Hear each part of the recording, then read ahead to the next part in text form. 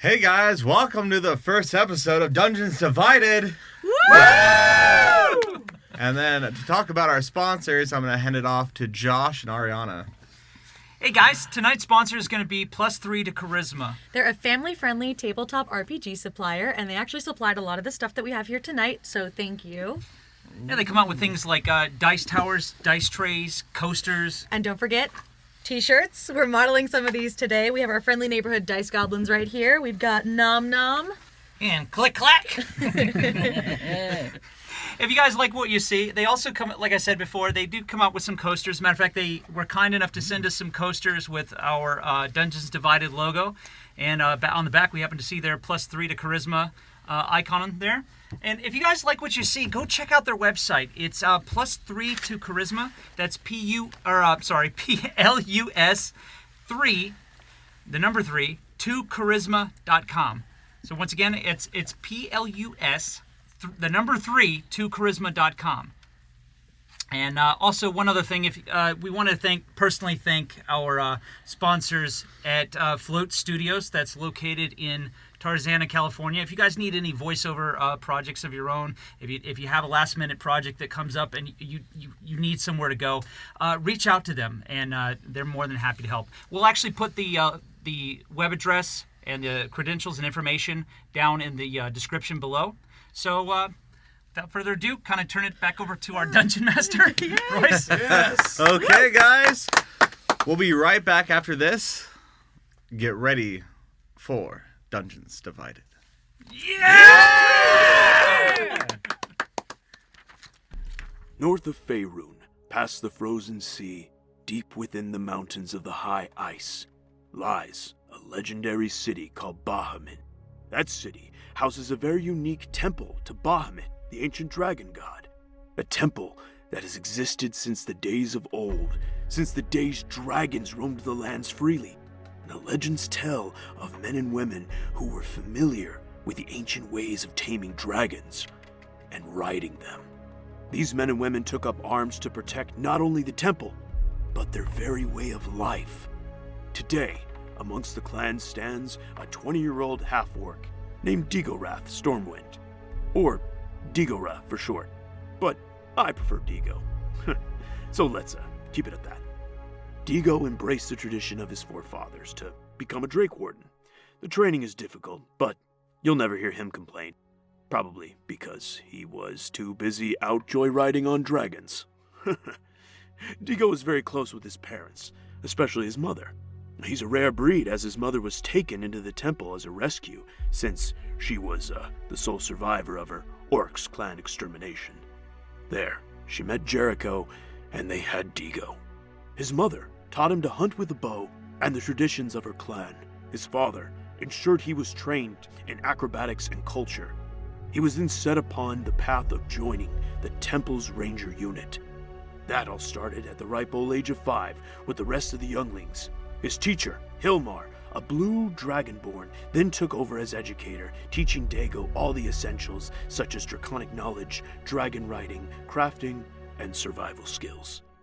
Unfortunately, Digo never liked studying too much and instead took up archery trick shots and combined them with the acrobatics he learned.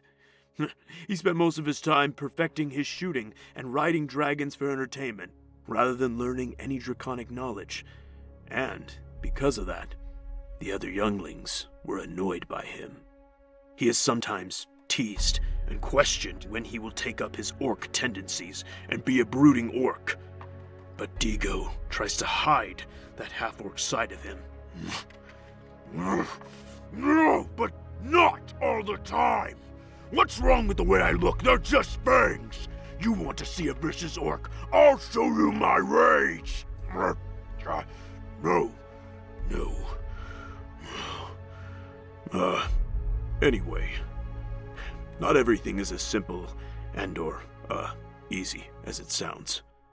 During the close of his final ritual to begin his path to becoming a Drake Warden, Digo was told of a prophecy that he was destined to fulfill. He had already heard whispers of it throughout his life, and he hadn't given it much thought. He just longed to get out and see the world, to not be shackled to the old ways that felt like a burden. Little did he know, His wishes were about to come true. And before he could muster up another word, a portal appeared behind him, and with tears in her eyes, 𝐒𝐲𝐬𝐲𝐬's mother shoved him in. An unintentional rebel from birth, Munichia Hollowsong has never been one to chase that which is predestined. Coming from a large family of proud satyr druids, Chia was heavily encouraged, rather forced, to embrace tradition and the druidic magic in her blood. But from a young age, her love of song and making others smile drew her to the magic of music. And though she struggled to establish a connection with the enchantments of bardic disciplines, all Chia knew was that she wanted to play. Practicing music under the guise of the moon, she was eventually discovered one night by satyr prince 𝐾𝐲𝐻𝐵𝐻. The two soon developed an unlikely friendship as he helped awaken her connection to bardic magic. But it was during a bloody raid on her village by a group of shadow fae that he was said to have been killed, though his body was never found. Despite the talk amongst her people, Chia knew in her heart that he was still alive. At the age of 18, she was ceremonially gifted a second name by her parents, Hollowsong, a bitter sting at her weak bardic magic. Feeling no longer wanted by her family, she set off in search of the one individual who believed in her, 𝐾𝐲𝐻. It was on her way out of the Feywilds that she practically stumbled upon a young wolf on the brink of death, who she was able to revive with a song. She quickly took to calling him Tolo, and the two became fast friends and traveled a great distance together. But just before they could reach the outside world for the first time, Chia was swiftly captured by her clan and returned to the wilds with her newfound companion now by her side. For 2 long years, she was imprisoned in her own home, back to honing her magic in secret. However, on her 20th birthday, her father gifted her a beautiful ocarina and pronounced his acceptance of her path. Chia was overjoyed and continued to live with her people peacefully. But her happiness didn't last long. While attending a gala with her family for the Seelie court, there was another raid. She and her family hastily fled the growing violence of the attack. It was then that a mysterious portal suddenly appeared before them. Its turquoise swirling vortexes were her only means of escape. But a now fully realized giant wolf Tolo and her parents were trapped in combat with creatures hell-bent on reaching Chia. She hesitated, knowing that she could not leave her family behind. But it was never her decision to make. An unseen presence dragged her into the portal, thrusting the satyr into an unfamiliar world. So, with her only connection to home being a small, sentient, hitchhiking mushroom named Herbert who sought refuge from the attack in her hair, Chia was faced with an outside world far beyond what she could have ever imagined. This time, there was no clear destiny she could avoid, and no way to go but forward. Greetings and salutations. I am, well, not Drax, of course, but, he's a little frozen at the moment. Literally. Serves him right for being so disrespectful to one of his elders. Maybe next time, young whelp. Don't worry. I'll tell you his tale. Though a royal by birthright, Drax Fang, a young dragon-born prince, was not accustomed to the pleasures associated with such a station. He was bullied often and treated poorly throughout his childhood. The product of a complicated love affair between his mother and a mysterious gem dragon marked young Drax as a pox on his family's reputation. A mistake that, despite their best efforts, would not remain in the dark, and eventually found its way to the lips and ears of every resident in their domain. Tragic, isn't it? Where was I? Because of this earmark on their family's ledger, his father took to treating him no different than the dirt under his nails. In his father's eyes, Drax served as a constant reminder of his mother's betrayal and was not shown an ounce of favor. Even his half-brother Orthax never accepted him. But to his mother, he was her everything. Drax's mother had such high expectations for her son that she believed that he would one day rise above his reputation and become a great warrior. And of course, as time went by, she set about training him in the arts of martial combat and swordplay, skills she herself had developed over a lifetime of experience. Now, I would go on to tell you more, but unfortunately most of Drax's memories, for one reason or another, were lost. Fleeting glimpses of those memories still remain and haunt him in his dreams. But just as the sun rises and chases away the night, so too does the waking world chase away the echoes of the past. However, there is one thing that still remains. Besides his stubbornness and disrespect, faith in his god, Bahamut. They say that rewards come to those who earn them, that a studious mind will accomplish much. But what happens when that mind finds other things to occupy its time? Nelius Ondreth, a half-elf conceived by an act of trickery from a wandering traveler. A bastard, raised by his mother and her husband in a small village known as Talaeus Circle on the outskirts of Silvermoony, finds himself doing just that. Though his mother loved him dearly, Nelius never earned the approval of his stepfather, the only father he knew. Perhaps he wasn't smart enough, wasn't strong enough, wasn't his older brother, a celebrated acolyte and guardian of the Circle of Dreams. Worst of all, he thought himself a stain on his family's good name, and took to blaming himself for his father's disapproval. As Nelius grew, he eventually learned to find comfort in pulling pranks, earning the distrust of those in his community. Though no one was ever truly injured, nor held any animosity toward him, they were thrilled to hear that young Nelius was eventually accepted into the Ladies' College of Magic. Perhaps his study of wizardry would curb his rebellious nature, and provide an outlet for his creativity. After only a year at the academy, Nelius's natural affinities for mischief proved to be an asset in his study of illusionary magic. And while his thirst for knowledge did seem to increase, so too did his joy of exploitation. One night, while secretly wandering the halls, he discovered his beloved mentor Amakir entering a secret chamber that Nelius had never known existed. Trailing him down the mysterious corridor, he found himself in a hidden study. With curiosity getting the better of him, Nelius began perusing its contents, eventually coming across a large black book secured with chains.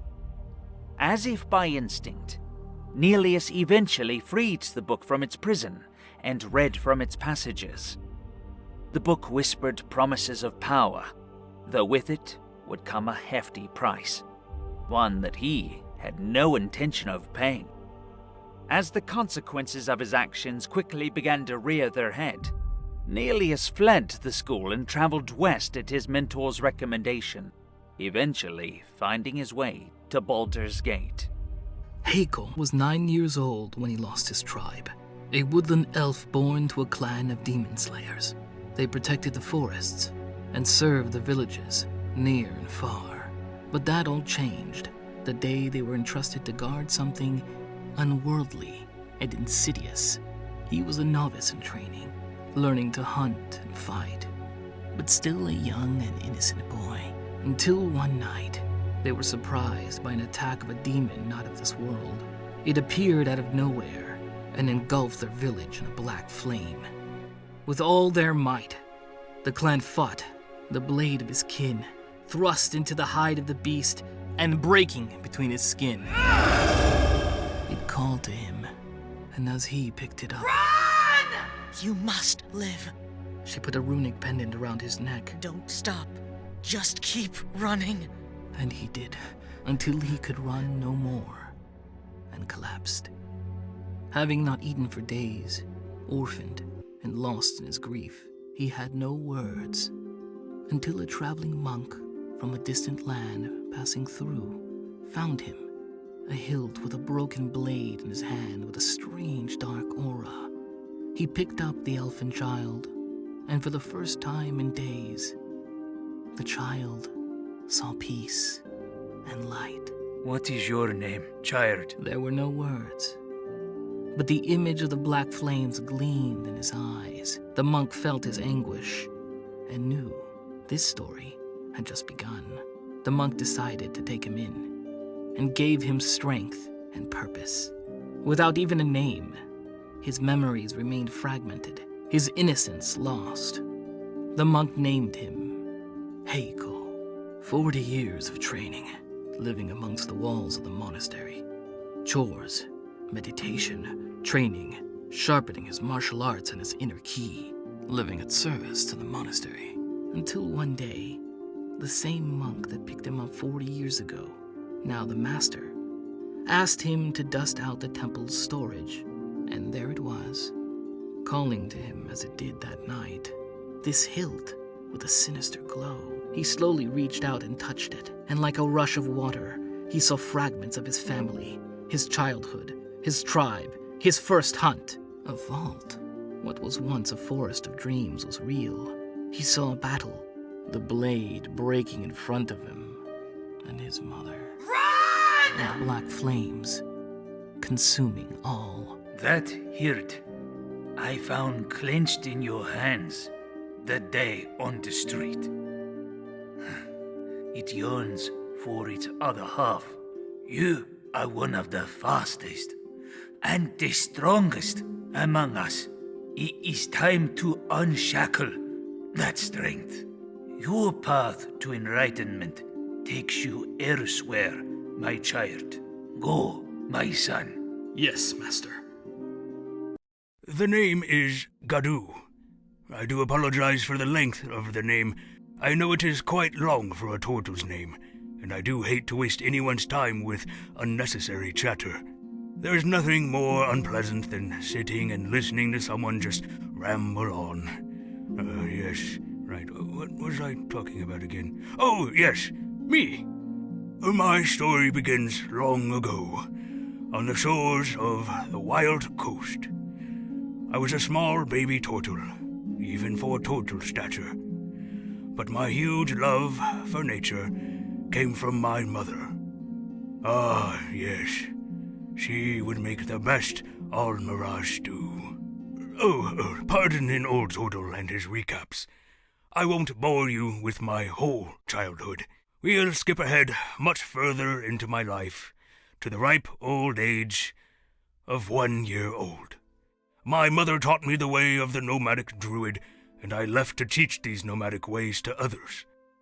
I traveled far across Faerun and landed in the misty forest just north of Baldur's Gate. It was a quiet, foggy night, and after I sat down, lit a fire, and brewed myself a bedtime mug, or 7, of ale, I found myself awakening at the edge of the woods. Flames all around me. This part gets very dark and dreary. Why don't we jump ahead again? I spent the rest of my life in the Feywild. A lonely turtle drinking in the wilderness leads to many interesting conversations with the animals. They turn to me for guidance, but nearing the end of my life, my days as a druid were to be left behind. That was until I met a certain peculiar creature. We became great friends, and after I saved his life, he wished to learn my teaching and healing. And after many mugs of 𝐒𝐲𝐬𝐲𝐬's finest ales, I gave in. teaching the ways of the nomadic druid one last time. It was several months later when I was to meet with my friend for our daily walk. I found myself lost. These woods I knew so well had somehow shifted, and instead I found myself back at Baldur's Gate. All those years spent in the Feywild, nearly my entire life, much too long for a turtle, and yet it had only been a day in Faerun. What does it all mean? Did it even happen? Or was it all just a dream?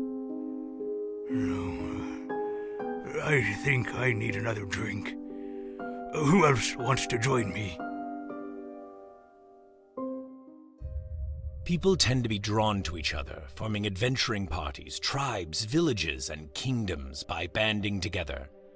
Valir Temris seems to be learning about this more and more, as he has only ventured out among people within the last year.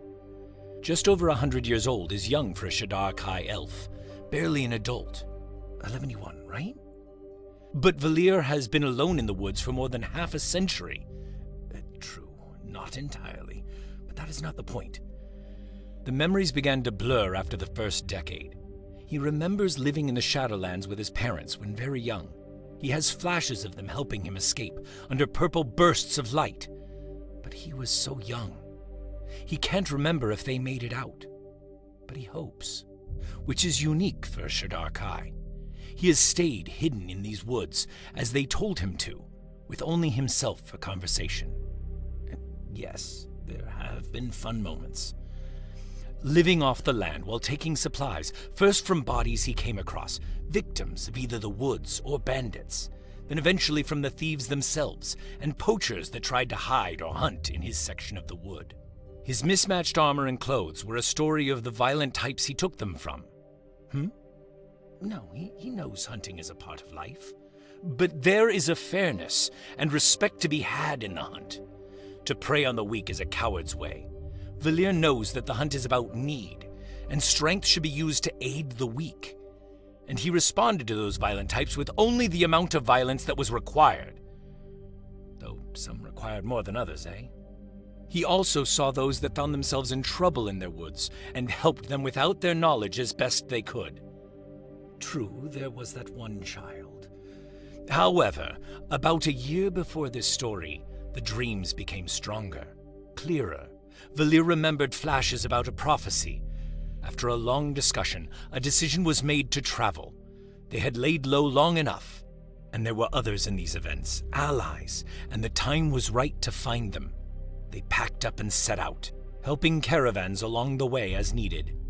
So, if you find yourself with a need to travel through the dark, if your path seems dangerous and you need some protection, if you know the violence that can befall you and want some of it to be on your side, before you leave, look closer at that hooded figure seated at the tavern's corner table, and if you see hints of white hair and green-flecked eyes from under that hood, you might want to plead your case.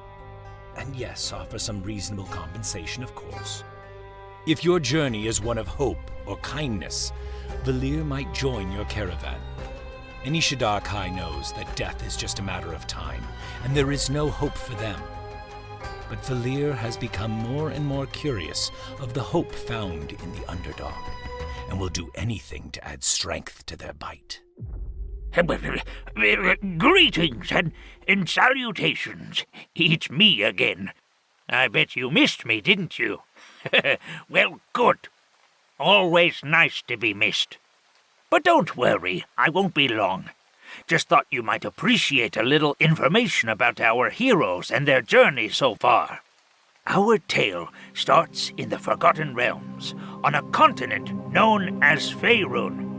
More specifically, a region known as the Sword Coast. Faerun is a land of ancient mythology, vibrant history, and lots of epic battles.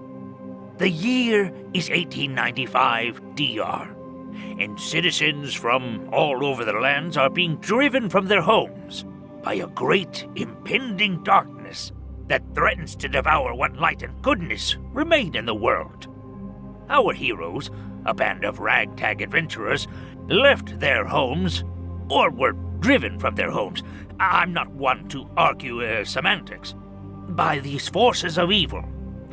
And while on the road, each of these wanderers found themselves being lulled into a deep, deep sleep, where each of them encountered the other, meeting for the very first time. Unaware that they were in fact sharing the same dream, they explored the recesses of an old abandoned manor together. Upon reaching the landing of the house's upper floors, they were accosted by the very darkness consuming the land and its people. The encounter did not last long, and as it ended, the skulking creatures of the shadow whispered of prophecies and promises, betrayals and rewards, eventually sneaking back into the depths of the house. As the creatures disappeared, so too did our adventurers. One by one, they faded from view, only to regain consciousness and find themselves no longer on the road, but instead on the streets of Baldur's Gate. Was it just a dream? No. Maybe it was a nightmare. Whatever it was, our band of adventurers now find themselves here, facing the reality of a very real situation.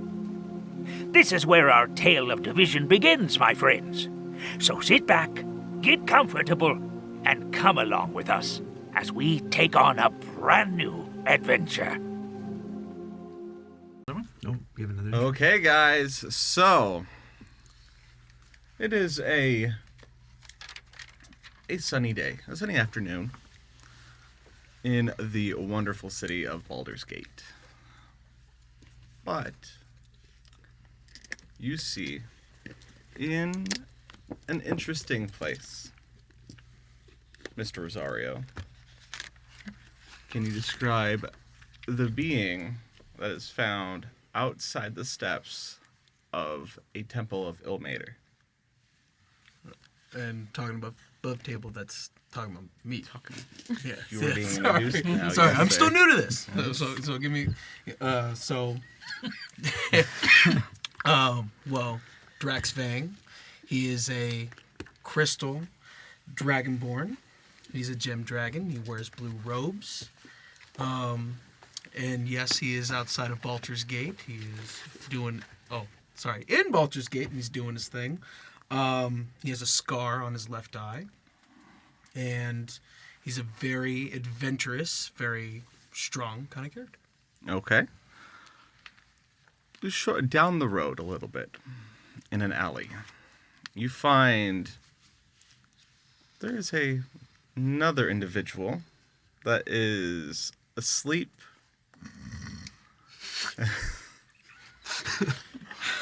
in a barrel, face first. That sounds about right. It's my daily routine. Also known as Saturday. The half-elf sorcerer known as 𝐿𝐻𝐸𝐴𝐻 𝐻𝐸𝐻𝐸. Is that about right? No. Yeah, 𝐿𝐻𝐸𝐴𝐻 𝐻𝐸𝐻𝐸. So, I assume you want to describe him. Of course. All right. So 𝐿𝐻𝐸𝐴𝐻 𝐻𝐸𝐻𝐸 is a half-elf sorcerer. That's just right there. What did we assign him? He's only 5'6". I mean, he's a half orc, half elf anyway, and 22 years old.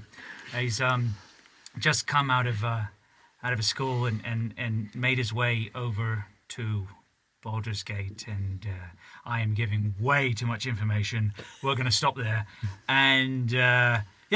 So but you want to know what he's dressed in? Yes. So he's dressed in robes. Naked. It's actually a two-tone robe. He's got green sleeves, comes all the way down, and then the rest is purple. Okay.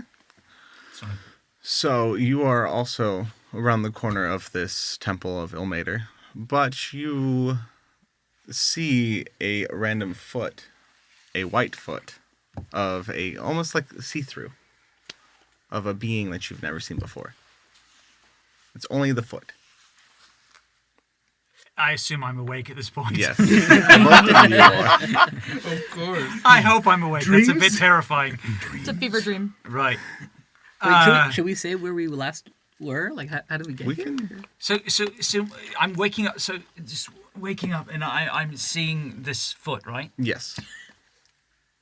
It's just a foot. A big scaly foot with... Oh, no. It's That's a scaly interesting. foot, and it looks like crystals. Oh no. Gee, I wonder. That can't be real. Maybe if I start to write myself up and look and follow the foot. It's not exactly the sexiest foot I've ever seen, but I will follow it up and my God, what are you? On the other side of the...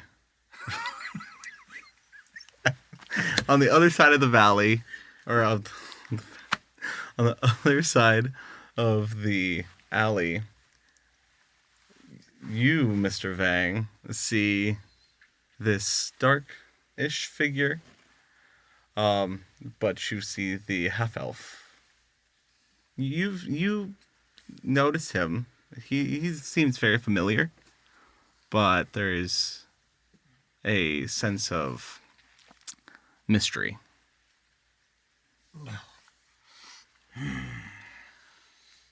Oh, it's you. Haven't I seen you before? There's no way. I was just having this... I was having this weird dream about you, which is kind of an odd thing to say in the first place, but, no, it can't be. You've seen me in a dream before? No. I reach out and I pinch him right in the face. Don't just you to dare make sure touch I'm me. not just to make sure I'm not dreaming, because that's how it works. You reach out, you pinch them. You're lucky I don't punch you. Oh, you are real. Very, very real. Oh, this is getting awkward. How did we get here? I don't know. Where are we? I start to reach around and I start to pull off what looks like a banana peel or something from the side. I'm like, what is this? Throw it down, and maybe we should have a look around, yeah? I still don't trust you, but yes, let's take a look. Fair enough. So we start walking towards the exit. Okay. Of the As alley. you walk down the alley, I need you guys to roll a perception check for me, please. That's a 20. D20. Yes. D20, yeah. Nat 20. Oh. First roll. That's how we start. That's how we start. Yeah, sorry. Did we check his dice? Perception. Yeah, I got 0 on perception. Oh. So it's nat 20. Okay. Nat 20 and dirty 20. What Yeah. did you get? Oh, dirty 20? Nat and dirty. No. No. Oh. 9. A 9? Oh. Oh, he said. I'm too. I'm still awake. It's 20. Yeah. You, as you guys are walking down the alley, you notice small figures are talking amongst each other. They look like gnomes or halflings. As they're talking to each other, they kind of stop, they look at you, and they whisper to each other. What are you looking at? I could ask the same for you. What are you looking at? This is my city. You're new. And what are you gonna do about it? And then as you say that, he snaps, and 3 other halflings come up behind you. You sure you want to do that? My friend and I, we just had a bit too much to drink, you know.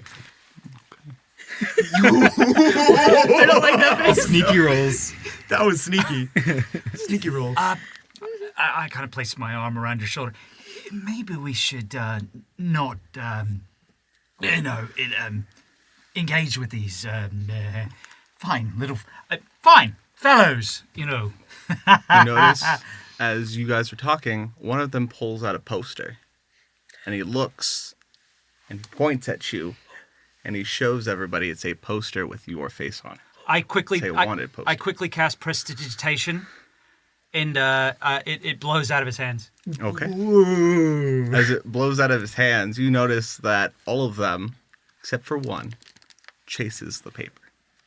But the one that's looking at you, he's staying. There's something odd about him, and he's just smiling at you, creepy and maniacally, just smiling. Story of my life. I look back at them. I look at him. I look at Drax, and then I quickly cast minor illusion and give him some glasses. Oh my god. Oh my god. Clark Kent it, why don't you? No, and a scar. And a scar. Another scar? Another scar? Okay. Really? So as you They won't see it. So as you do so, he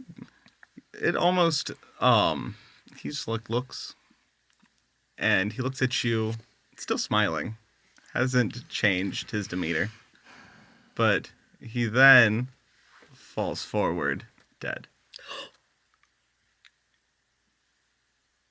What did you do? That was just a minor illusion. What right? did you do, sorcerer? What did you do? It was fine I've until been standing here doing nothing. We witnessed it both. He fell over and died. Do you mind if I reach back and I pull off a bit of your cloak? I am so sorry. This is important. And I just kind of drape it over him. We should go.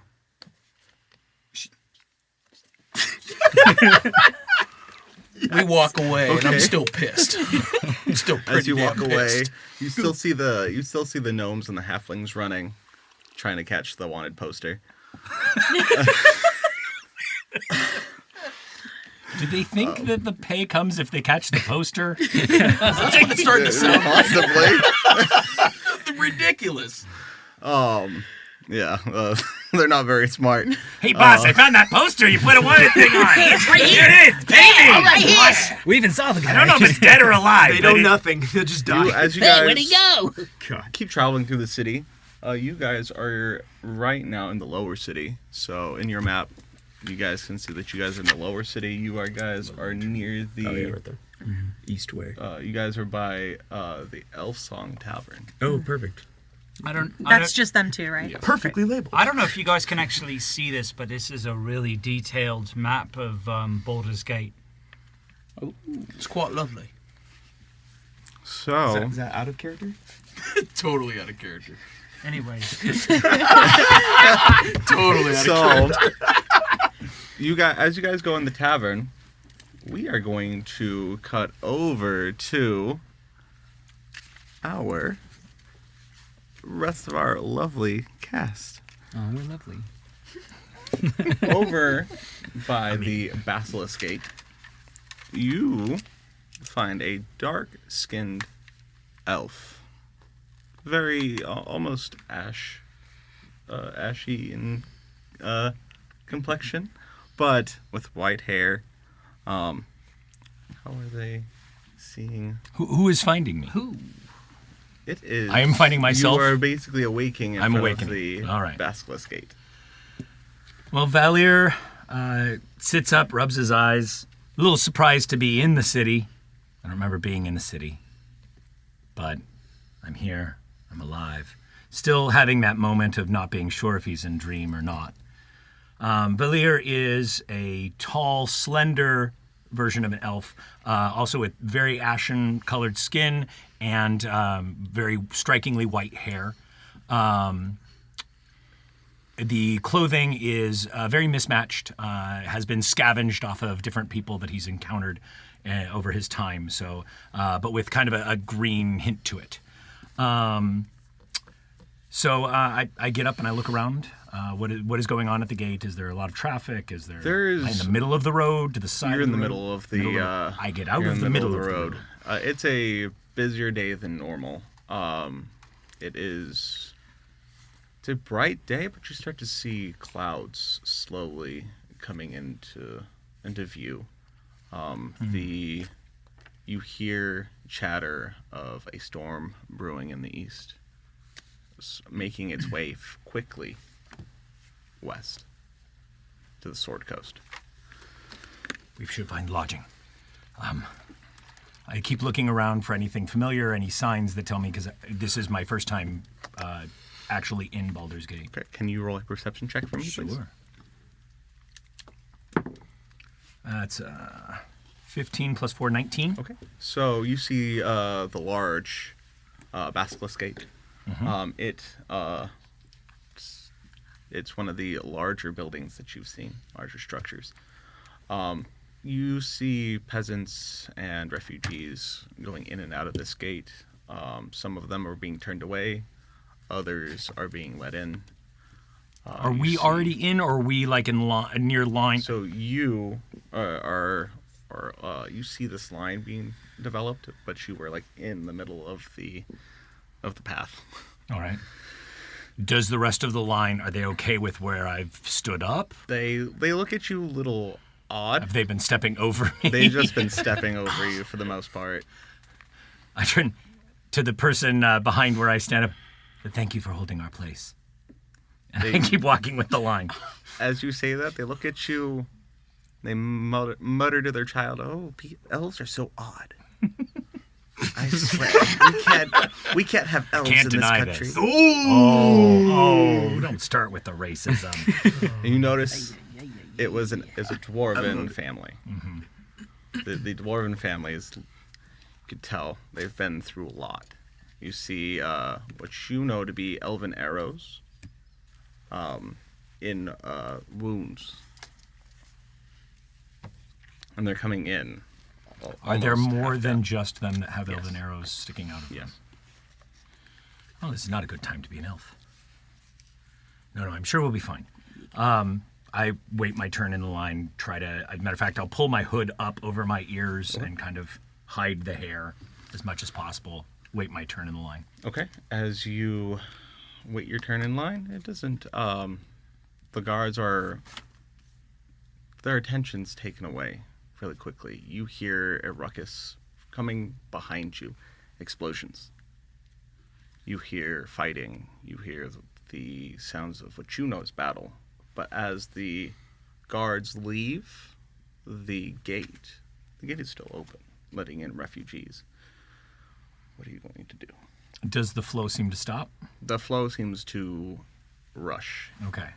In. I'm going to let that rush in, and I'm going to go toward the explosion, see what has happened. Okay.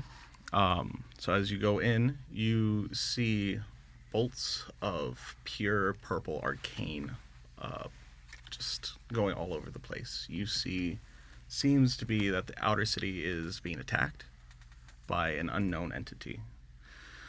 But you also see, close to where you're at, a individual with lying under a ramshackle hut.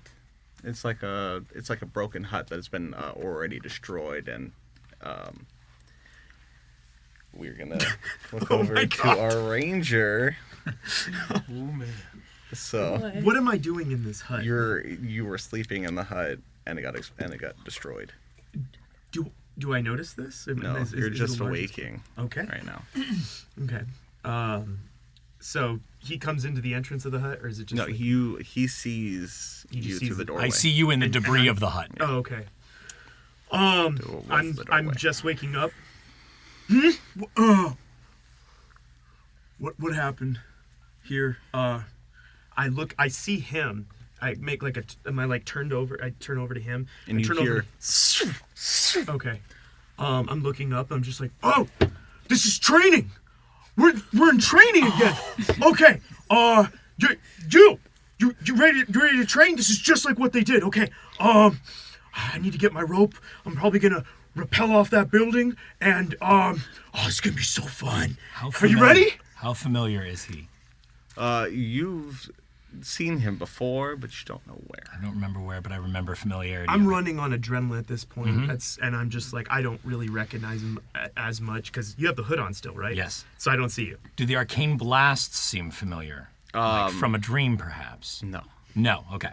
I run up to your side and say, this is no dream, but do you want to be in the action, or do you want to get away from it? I look at him, I just give him this look like, oh, you are really mysterious. Yeah, let's do this. Yeah, I think we can do this. This is fun. Gather your weapons. The army went that way. Let's go. So, as you guys are about to leave, you notice a large explosion hits where you guys are.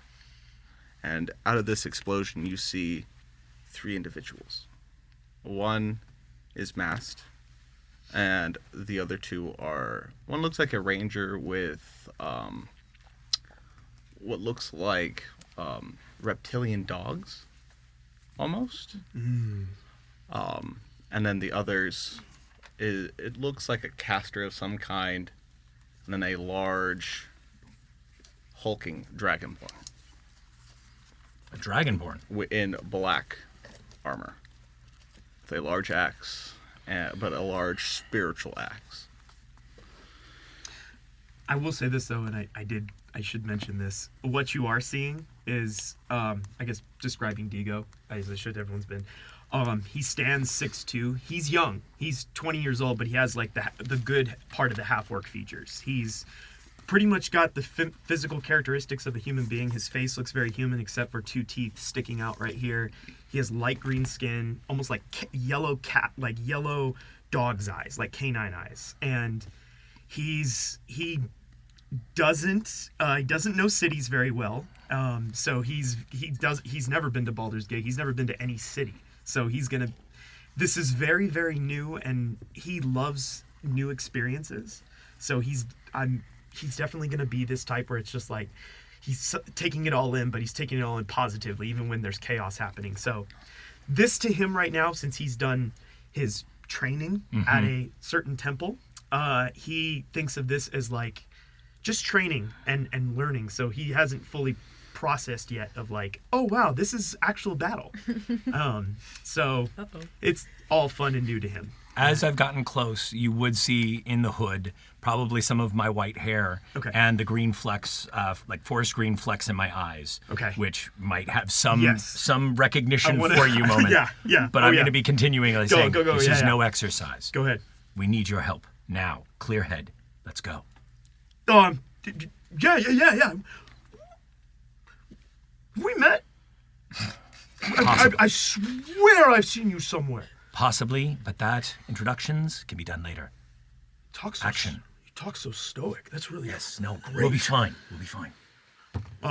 Draw my bow, and I'm just like, all right, let's do this. You ready? I've got my sword out. Okay. You notice one of the figures. He looks very feline-esque, almost like a lion. He pulls out almost like a scroll, and he... Have you seen these? And you see 2 figures on this wanted poster. It looks like a satyr child, or a female satyr, you have no idea. And then a male dragonborn. And it says wanted, dead or alive, with a reward of 2,000 gold. Recognizing this is not an age of photography, how accurate are these drawings? Do I recognize from the drawings, or do they seem generic drawing of? I'm going to say roll a... I'm going to roll investigation check. Investigation. I'm going to roll 2, because I'm looking to as well. 9. Investigation. We're also doing this 13. from a distance. Okay. You guys can tell vaguely who it is, but you are unaware that they could be here. Yeah, but there's some poking in the back of our head. There's something familiar, especially the 2 of them having been in recent proximity recently. All right. Do you remember them? I look over at the poster, like I kind of come over, and I'm just like, that one, that girl. That looks familiar. I mean, I've seen it before, but I don't know. I mean, I swear I've had a weird dream about her. I guess not. Do you know if they're at the city? I have to tell you, I've never been here. I don't even know how I got here, so I know. This is my first time here as well. Yeah, with him. Okay. They look at you very, almost suspicious.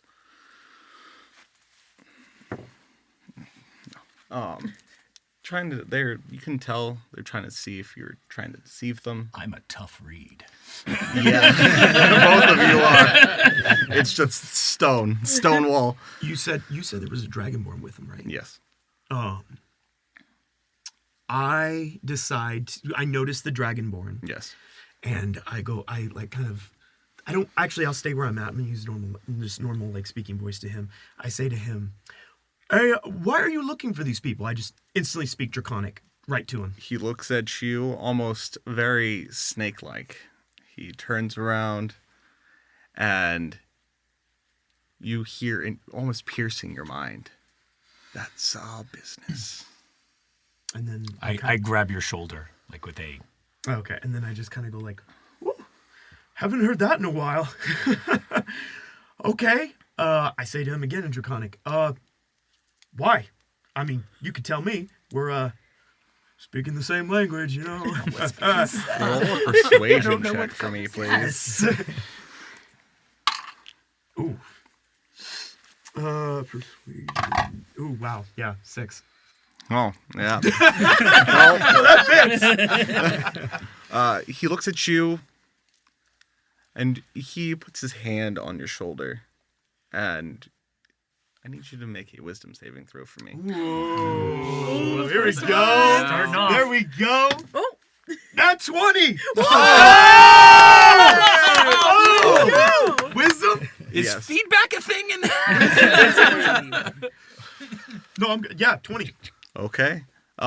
You almost feel like something's reaching into your psyche and was trying to take over, but it retreats almost instantaneously. Is it like something common, like dragon-like? That No.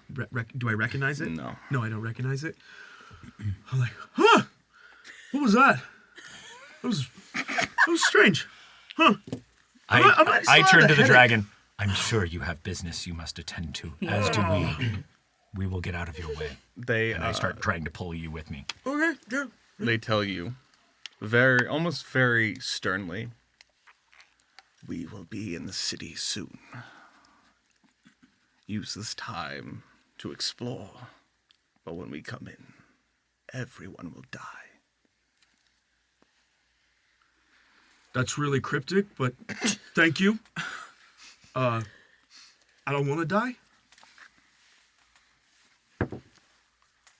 As you say that, you see the Dragonborn instantly grab a civilian that was running away as they just disintegrate into dust. The civilian? Yes. I'm going to look at you. I'm just going to be like, Thank you for the chance. And I take you and we start going toward the gate. What? Just, huh? You hear Don't look back. Whistle, and as you hear the whistle, you see the bestial hounds kind of like scatter into the lower city. They go into the gate and they scour inside the city. Did the guard hold up at all, or are the guard gone? The guards are gone. It's just abandoned. This place is... Yes. Is there still arcane energy flying through? So we're just in the middle of the battlefield still. Yes. Okay. So... As you guys walk into the gates, we are going to cut over to the upper city with our wonderful satyr. Oh my goodness. Wonderful. You guys, you find yourself in 3 Old Kegs. It is a tavern in the upper city. As you are in here, you hear complaining from a half-orc. He sounds extremely upset. You hear, These new adventurers, they eat my stock, they drink my drink, and now, for the first time ever, we are out of everything. Oh no. They are in their rooms, and they still have not paid after a week and a half. Go get them before we get the city watch. I look at this half-orc man and I say, you want me to get them? You're new. But I don't even know who they are. They are upstairs in the only rooms that we would put vagrants. Okay. And, so, I'm assuming you want me to describe my character. Yes, so, standing here, trembling a little bit, she's been thrown into this situation, is, 𝐒𝐲𝐨𝐬𝐲𝐬𝐿. I am a, satyr who has little, like, fluffy sheep ears and, black hair, mostly wrapped, almost like an armor with leaves around, like, on her arms, and wearing, like, cloth clothing, adorned with some, basically, like, scraps of things she could find in nature. So, like, ropes or leaves or things like that. And on my hip is an ocarina. And in my hair is a, basically, like, a giant, what seems to be an accessory of a mushroom. So it's just in there, sitting kind of like, almost like a big clip. And I also have little horns that, are wrapped in like a gold chain, kind of just headpiece. Small, scared, nervous, very deer in the headlights. And I'm gonna go up and try to talk to these people because I am afraid for them. Okay. As you go upstairs, you see one room cracked with what looks like a shell. And on top of that shell, it looks like there's a leg almost cuddling the shell. Okay. I slowly, like, open the door. Like, I'm like, sorry. I didn't mean to disturb you. You're in really big trouble. You should probably wake up. Can I have my druid and my monk introduce themselves? Yes! Let the shipping begin!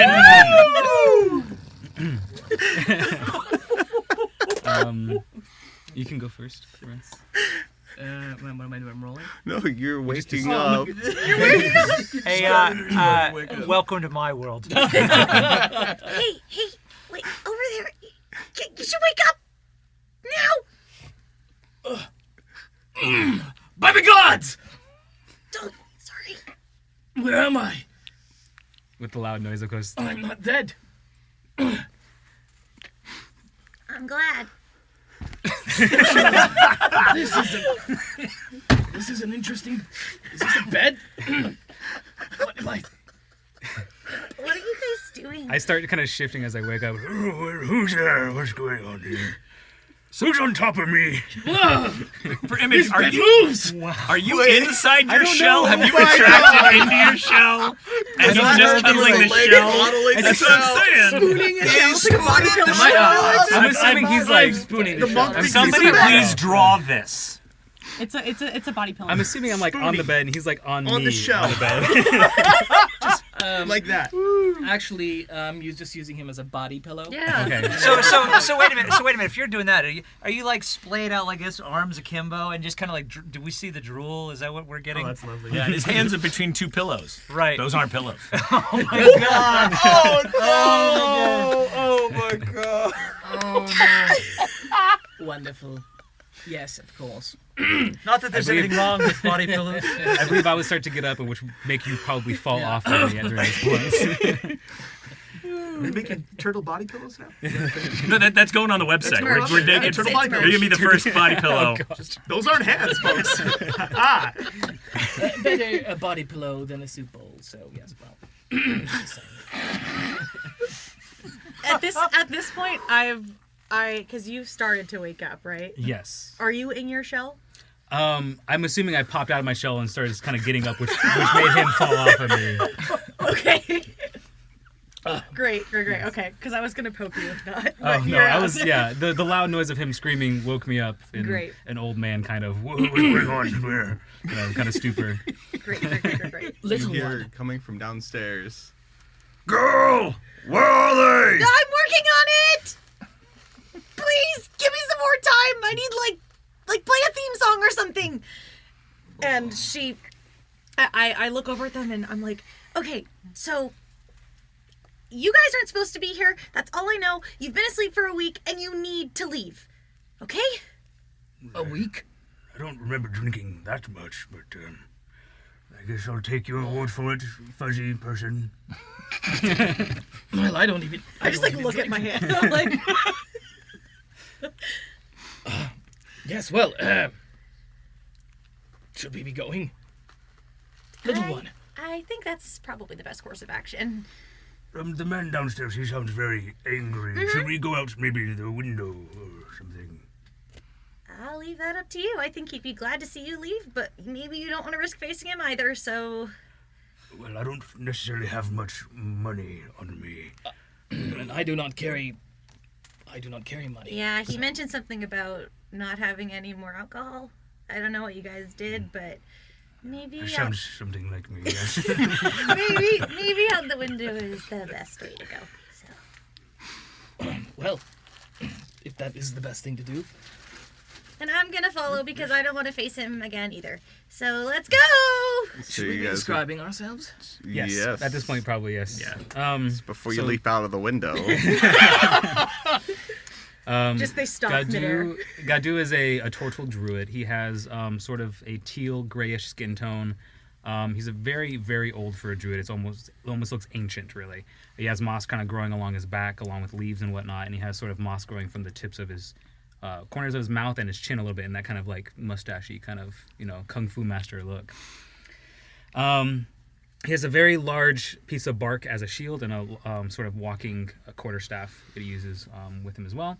And as far as clothing goes, he has sort of like triangular type robes, kind of layered, and sort of like furs and sort of leathers and such as that. Yeah. Sweet. Wow. Wow. Well, I shall be 𝐻𝐻𝐸. That's my name. I am an elf. I stand at about 5'7", probably about slender, like 160 pounds or so. Pretty built. Long black hair that's tied back, a couple braids, with little clamps down them, and it's all kind of tied back. Auburn, piercing eyes. I'm wearing monk garments. They're like a dark blue with a red sash that kind of comes down, and a big belt that comes around with another leather belt that comes around that sash around my waist. I carry a broken dagger on my side. It has I would say like a dark aura on it. All that's left is the hilt. My hands are wrapped, and my legs are wrapped in a cloth tightly, and I have a rice hat or a bamboo hat that kind of sits in the back. Okay. Nice. So, all three of you are leaping out of the window? Yes. Okay, I need all three of you to make an athletics check At for this me. point? Dang. Can I go Athletics last or and get an acrobatics? advantage on mine by landing on Say top that of again? everybody else? Athletics or acrobatics Just for me? choose. Okay.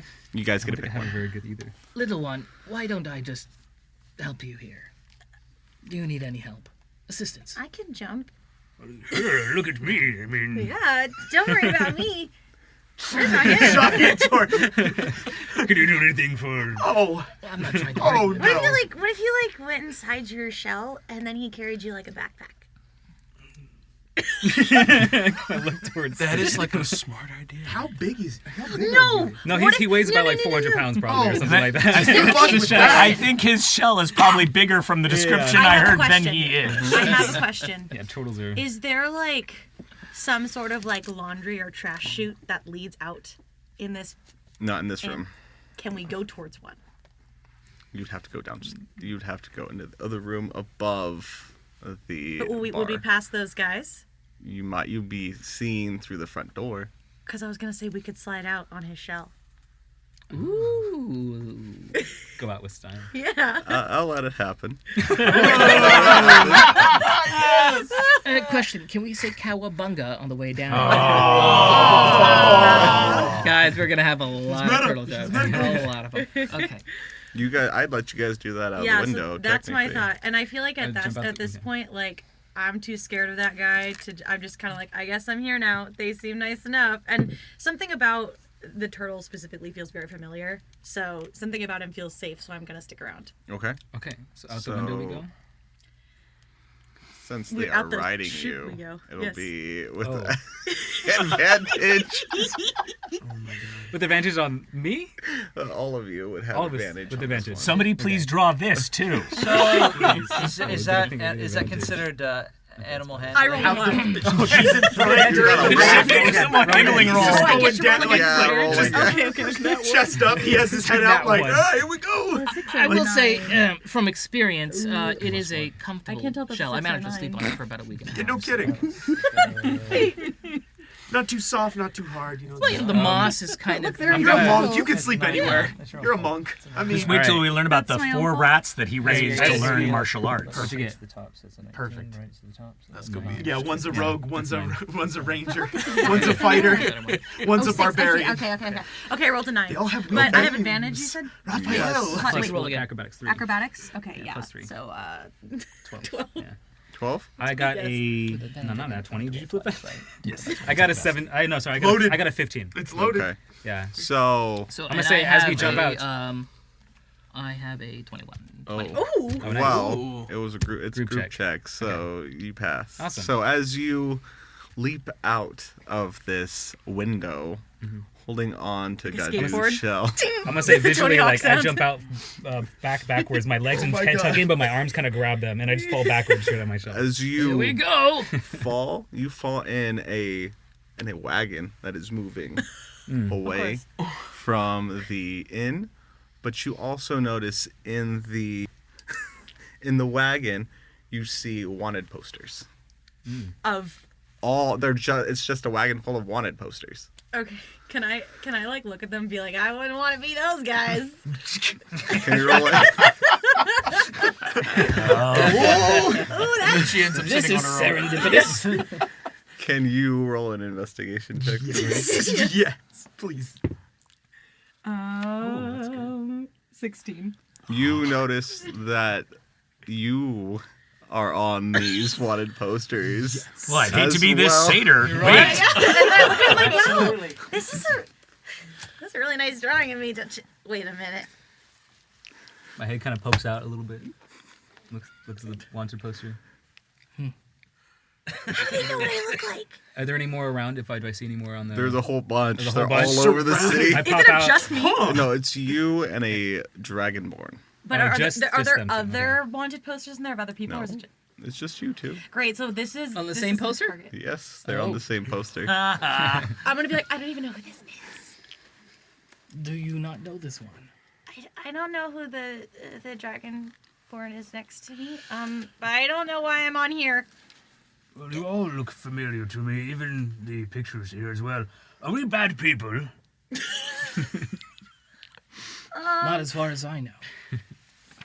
The gods have brought us here. Okay.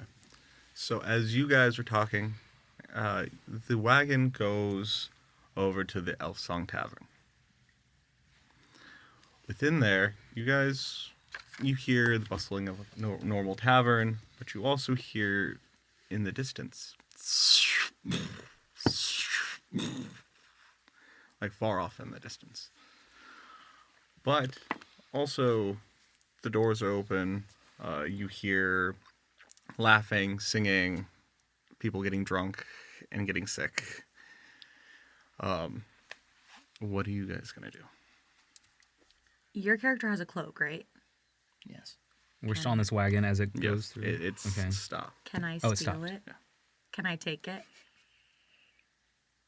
Are you small enough to fit in my hat? Probably not. I am 4'10", but that's not small enough to fit. I could put her in the shell. Your shell is oversized. Is there extra space? Is there enough space in the shell? As you were talking about trying to fit in a hat, all of a sudden you guys see almost like little like specks of dust kind of just pop out from behind her hair, and she shrinks. I shrink? Yes. Oh. You're about that big. I didn't mean for that to happen. Little one. Wait, can You are I think little. I know. I think You are I even think I know littler. what's happening here. Could I just be like, Herbie, that was bad timing. Why'd you do that? No response. Did that particular thing also shrink? Yes. Okay. Everything shrunk. Wanted to make sure. Oh, wow. but then I go, Herbie, you brilliant little man. And all you feel is like a little high five. yeah, Like in the back of your head, just a little high I stick five. in my paw. You just hear the list. All right. So I'm like palms. you hands, were, and- yes. Little one, I remember you. We have seen each other, whether it's here or on another plane. And you, Druid. You recognize me too, do you not? Yes, I believe so, yes. Maybe a proper introduction should be made. As you guys are having this conversation, almost speed walking over by the Elf Song Tavern, you see the fighter and the ranger. They look scared, to say the least. A little frightened. I'm showing no emotion. I want to Like, say, speak for yourself. I feel like he's not, Digo is not as scared. He's more of like taking the city in as fast as he can because he is more in shock of just like, oh my God, these buildings are, do people live in these? He's not seen this. So it's like he's taking everything in and also, yeah, a little teeny bit scared. Conversation, though, on the walk is going to be catching you up with, I don't know if you remember the prophecy, and we must find the satyr and the dragonborn. We must protect them at all costs. This is the prophecy coming true. That's the conversation we're having as we're walking over. And then I go to him, I respond to him like, oh, yes. That was the house dream thing that happened. It was a dream, but it also somewhat wasn't. I am not as educated in Arcana to know, but there was something in that dream that brought all of us together, and it seems we are all real. We must find them. I kind of go over and I like lift up his hood and I kind of look closer at his face. I'm like, oh, yeah, you're the guy that, yeah, you fight really good. Can I have you two roll a perception check for me? 13? Okay. 16. Okay, you guys notice outside of a tavern in a wagon, there is a familiar satyr, Twartle, and wood elf. Wait, but Although can we they don't see see me? the I'm we in don't the see hat, the right? satyr. She's this big. In my head now. But we're having a Wait. similar You see conversation. two familiar. I just would like to make an addendum to my tiny voice. Actually, it's going to sound like Marcel the Shell. We're like this. There we go. Just it was an important change. Elbow you, and you probably saw them before me, but I'm going to elbow you and point in their direction. That's, I've seen that guy before. Let's go to them. Okay. We start approaching. Okay. I slide her into my hat. On my Thank shoulder. you. Do you recognize them as well? They look familiar. Yes, more criminals for us to party with, yes. Shall we converse with them? Yes, maybe, but keep the satyr thing as wanted and whatnot, you know. Yes, agreed. I should do this before because I know you did it before. I never described fully what he's wearing, what Digo's wearing. Digo's Stormwind's a half-orc ranger. And he's wearing like this leather kind of snowbound armor. It's not even armor, it's just like leathers, but like snowbound kind of like. He doesn't look like he belongs there. It looks like he belongs on a trek. And he looks like it looks very just like versatile, just leather armor. and he has a satchel and a weird bow on his back. And one thing you'll notice about him is he clings to his satchel a lot. He's very adamant about keeping his satchel very close to him, and he tries to carry very little. And you also see a weird dagger. It's like almost like obsidian, very like it was carved naturally dagger. And then he wears these gauntlets that have, one thing that's, I guess, interesting about them is they have like a dragon's eye in the gauntlets. It kind of sticks out from what else he's wearing, and it's like, yeah, that's something he is. And yeah, he's very tall, but he also doesn't match his age. So it's like he looks mature for his age. So that's it, yeah. Okay. So what are you guys doing while you guys are in the front of the tavern? I will wait till I approached before I say anything, so if you guys say anything as we approach, let us know. Yeah, I already said what we said as they were approaching. If you want to say anything before they approach, you can too, but... before we approach? Before they approach. Well, all I would say, I mean, the conversation that we had is definitely more along the lines of our mission statement, in the sense that we were talking about finding, well, for me, it's finding the group of 8. Mm-hmm. And if they are a part of it, then we need to know. Right. So we approach. Okay. As you guys approach and meet in the middle, how does that interaction go? It's good to see you both. They're looking for the satyr and the dragonborn. We must find them. They cannot be found by them. You are the fighter, are you not? I am. Who's they exactly? I know not, but there was a dragonborn with a snake-like head and a cat-like creature.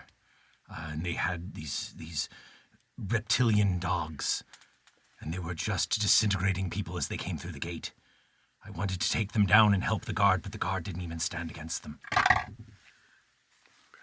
Yeah, what he said. You look really familiar. Wait, did you help me in the dream? I think you did. Yeah, you're the guy who, I had something happen to me, and I don't know what it was. I blacked out, but like you were right above me, and you helped me. That is so. Yeah, I don't know what happened, but thanks. You Leo. were there too. Oh. Yes, you kept talking about you couldn't believe that I could talk, and kept looking at me funny. That's so crazy that you can talk. Wow. Yeah, just like that, yes. I've never seen you. This is so cool. Wow. As this is happening, I do remember that. I'm glad to see you are alive. I did not think you made it. As am I. Yes, I believe that something terrible happened to you, but I don't remember what. as this is happening, The you gods have guys start blessed to me. see guards are running towards the outside gates. The city watch that you know that stays more in the... You've only seen them in the lower and the upper cities. Mhm. They're actually running outside of the city to help defend. Are we surrounded by buildings? Yes. Like or anything? Okay. It seems something is You guys happening. are over there. Maybe we should. Okay. The Elf Song Mhm, Tavern. We've met in the Can middle. can I roll a acrobatics check? Yeah, you Can I climb one of the houses? Yeah. And see what I can get a better view.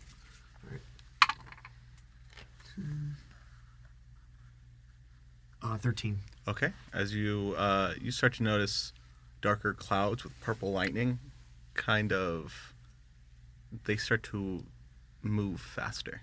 Okay. Do I make the climb like simple? Okay. It's super easy for you. You start to notice that almost like something is coming. It looks like a storm that almost like would be like hurricane-esque. You start to see another planet appear in the sky. Just right in front. Do Right they in see front. it? Everyone sees it. Oh. As it gets, you see this almost like this bright purple, almost the same color as the lightning, just giant crack and crevice through the world. Kind of like perched up there in like an assassin pose, and I'm just like, I don't think that's good. And I look down at them. Have I seen this before? No.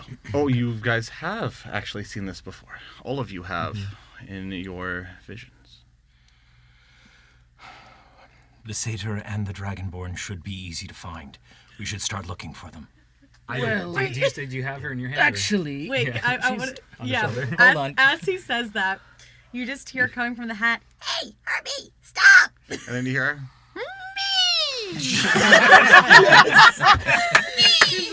He's just like pulling at my hair. So, ow! you both grow, but you both grow bigger than you guys actually are. I'm like on top of Oh the my shoulders, God. like.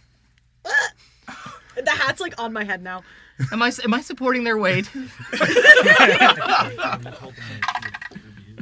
Yes. No, I haven't said anything you, yet. as they grow, you fall face gosh. first on the floor. Getting off of me. All you hear is, Ow. you hear in your mind, sorry, and then they shrink again. Back to normal. Back to normal size. Actually, we already found them. I say over my shoulder. Yeah, that's one less to find.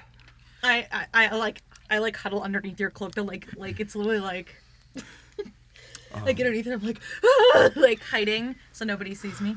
So, are you guys going to go into the tavern, or are you guys going to stay? I'm on the roof still. I haven't heard a thing they say. I'm just Okay. yelling at them.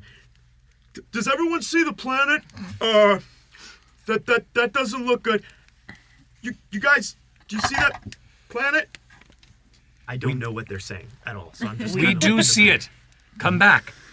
Come back. Okay, I'm going down. Yep. As I see the planet, by the way, I think I forgot to mention I have a little like bell necklace. I'm like viciously like hitting it, and no sound is As coming you out. hit it, you notice that you start to see like streaks of lightning come from the planet. I stop immediately. Oh. That's not supposed to do that. And you almost start to see like an aurora borealis Ooh. kind of start to go around the city. We need to find the dragonborn and get out of the city. Shall we stick together or shall we hide the little one? I kind of. I jump. Ranger. I jump right in, and I jump right in the crowd. Yeah, we should find the Dragonborn Ranger, guy. can you track? Yeah, of course. Yeah, I could do that. Hey, it's you. You're the Yes. Yeah. Ranger, What? focus. Okay. We need the other one, the dragonborn.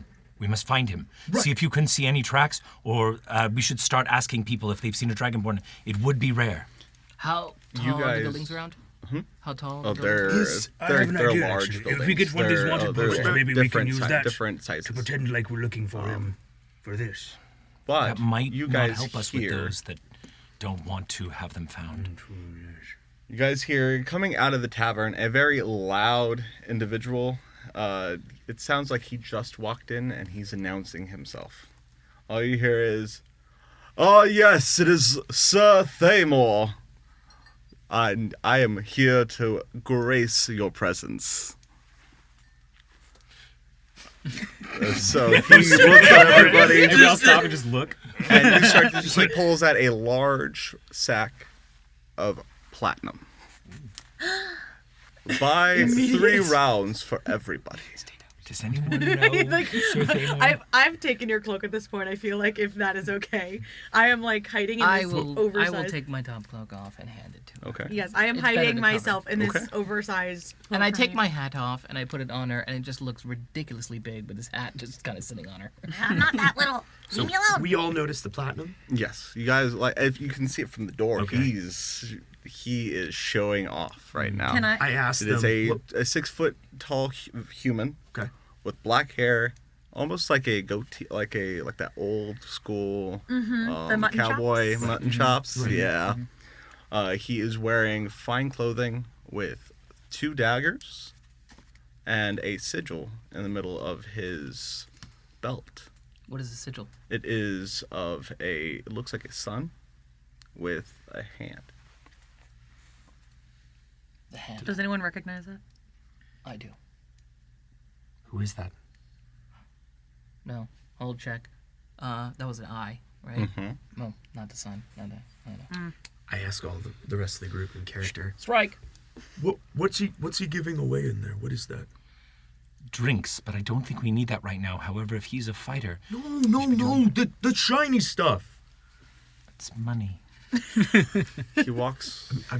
I have no reason for money or drinks. Sir Thamor walks to the back of the tavern, and you notice he goes up to a crystalline dragonborn and a. Oh no.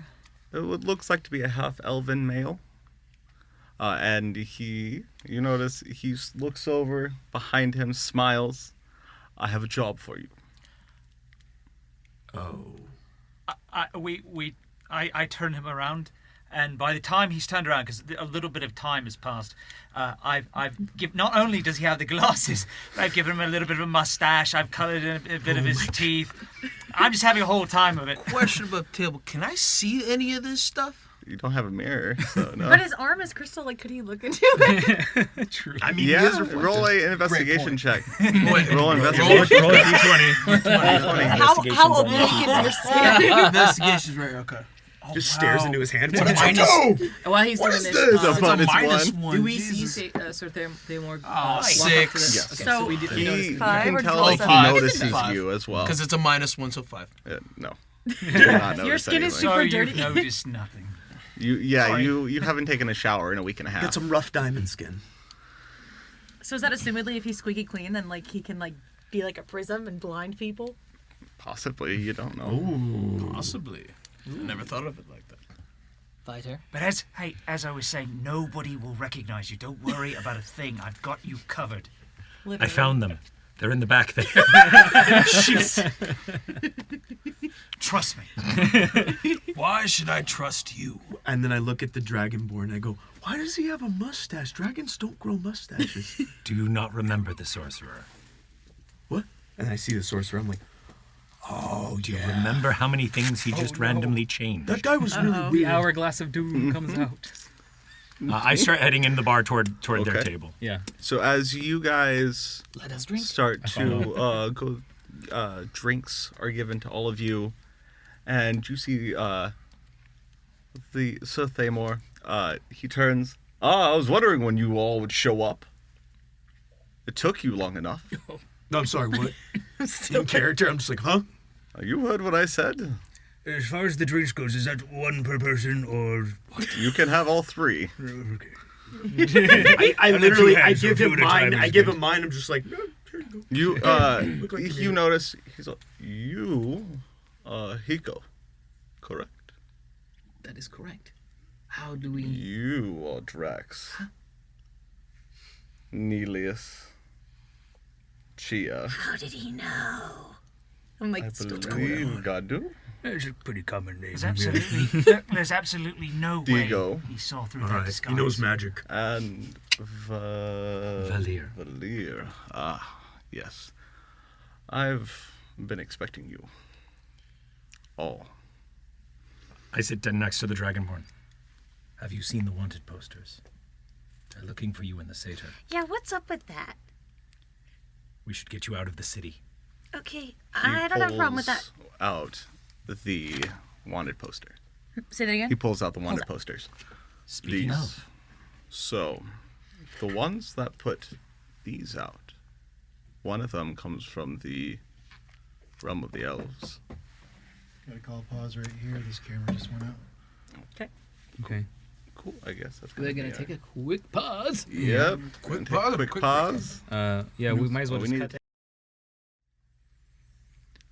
Valir, that is your name. Yes. I have a job for all of you. In a unknown land. A land yet discovered by heroes of Faerun. A land that is in trouble. That is being slowly corrupted. And I need you, fellow adventurers, to help purify it. I will be accompanying you. I have contacts, and I am in charge of the Merchants Guild of this world. But you are all in danger. I'm sorry. How do you recognize him? Yeah. How do I recognize him? We go back a long, long way. Family friends. There are not many of his kind in town. I scoop back over to him, and I kind of whisper to him in Draconic. So, how do you two know each other? I don't remember him at all. Goes way back. Say a off-note line to him in Draconic. Nice skin. Never really seen it before. You hear, yes, it's very common where we are from. Not where I'm from. Ah, you are from another plane. Interesting. Interesting. I was saying that out of character, my bad. Oh no, you were saying it in I'm character. so sorry. Character difference. Come on. So, you guys notice slowly it's almost like an earthquake. It shakes violently. You start to see parts of the tavern crack. You can see outside buildings are falling. And you see this aura of light in the sky get brighter. It's almost as bright as sunlight. It's coming through the windows. As it comes through the windows, all you hear is as everything flashes a bright purple. And you guys wake up. Wake up? Wake up? Again. Yes, What? you guys Again? appear and wake up. Oh, come on. Oh my But goodness. not- Gonna curl up, though. What? Yeah, let's see if we can get that going. All right. What's Oh this? no. You are It's handed pretty short. I We know. have to go a this map way. Go the other way, maybe? from Here, set the Lord Can I use Thamor. this? You These got are- it. These are hefty. I like Set these. the. There you go. This'll do it. You got You it. guys Good coasters. find yourself, And a map holder. And a map holder. as well as you guys find yourself outside of this beautiful landscape. I had it. You see floating cities. You see 5 floating cities right now. One in the middle is golden spires that almost touch the sky. Others around it have different. It looks like different architecture. Some look very rustic. Others look very more elegant. But you see these crystals under these cities that are keeping them afloat. And you start to see peasants are going to these cities, and you see these lifts on chains, and they're taking people up to these different cities as they're floating around. You start to see in the sky, it's floating trees, orbs of water with creatures swimming and teleporting in and out of them. You see, you have the coast with beautiful waves, you see mermaids and other creatures coming out of them. But also you see 3 suns above. Whoa. Have we all woken up in the same place? Yes, you are all outside. You are all outside of the floating cities. And is it... Sorry, Okay. go ahead. I was just going to say, is it like we're all still together? Yes. Does it feel like we've woken up, or is it just like, whoa, like suddenly It was we're almost like here? a flash, like Okay. you know when you Okay. get you see a super bright light, Uh-huh. you're almost blinded for a second, and then you start to slowly, almost like you awaken. So we're just on the ground looking up at Yes. these floating cities. I was going to say we're not sitting, we're lying down. It's almost like you're kneeled down, you're looking up. Okay. It's almost like you got dropped. Staggered. Like, Yeah. Do we feel the drop? No. No. Are we together? Yes. Did he come with us? Yes. Okay. You see him. yeah, it's like, He's- what is his face telling us? You see a large smile on his face. Okay. The world does that once in a while. You'll get used to it. Just make sure you're always inside when it happens. I'm like, my wool is bristling, like, and I look at him and I'm like, You sound like you're awfully familiar with whatever just happened. Care to explain a little better for us? Welcome to Valantia. This Valana is what? Valantia. Valano what? That's Chia asking. It is called Volantio, but it is the elves. If you decipher it in common, it is known as the glistening jewel of the gods.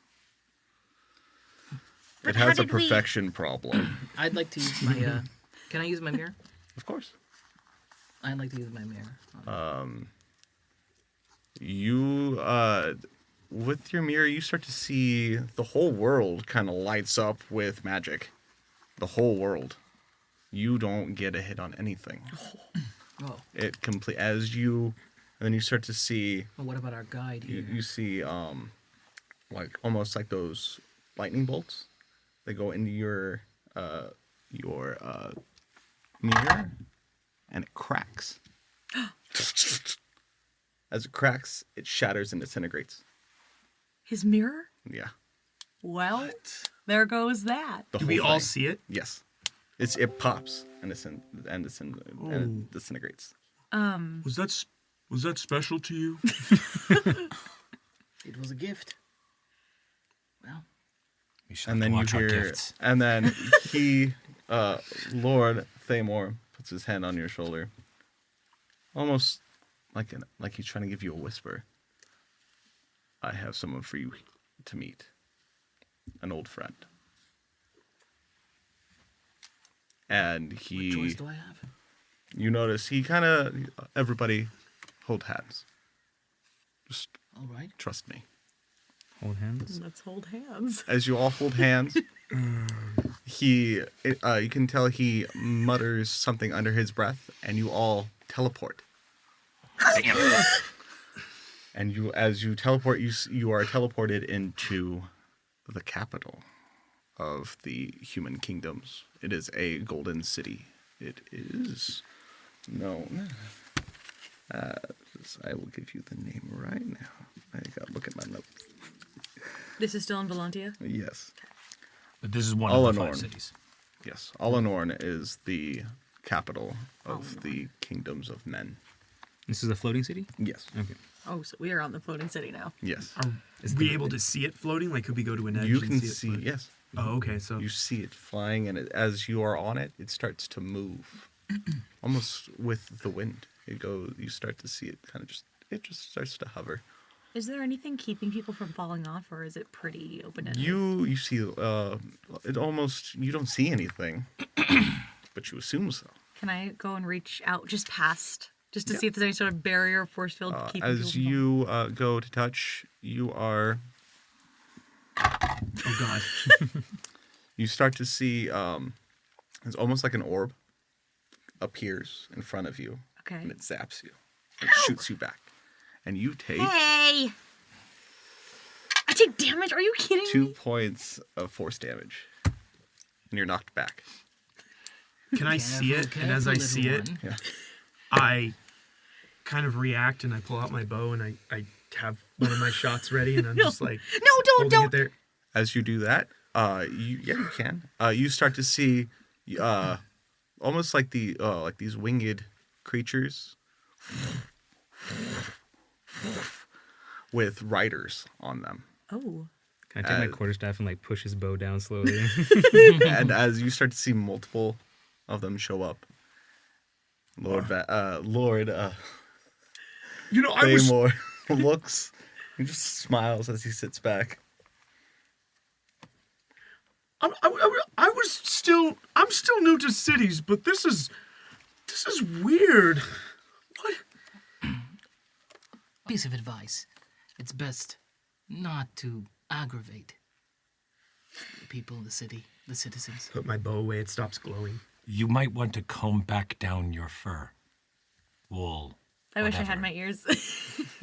And you all hear like almost like a little rustling as you feel like almost like pushing out of your hair. Okay, great.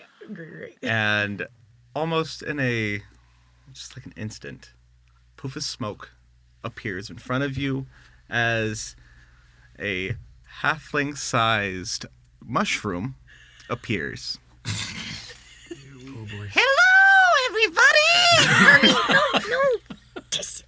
You're not supposed to. Okay. I'm still dreaming, right? He This goes is a up to dream. you, You're not sorcerer. and he touches you, and you turn into a potted plant. And then he speaks to you. He casts Speak with Plants. Does it look like you're dreaming now? I go to him. Smoke you. I go to him. I take out my dagger and I go, not offensively or not trying to hurt him. And I go, ooh, turn mine into a really attractive elvish woman.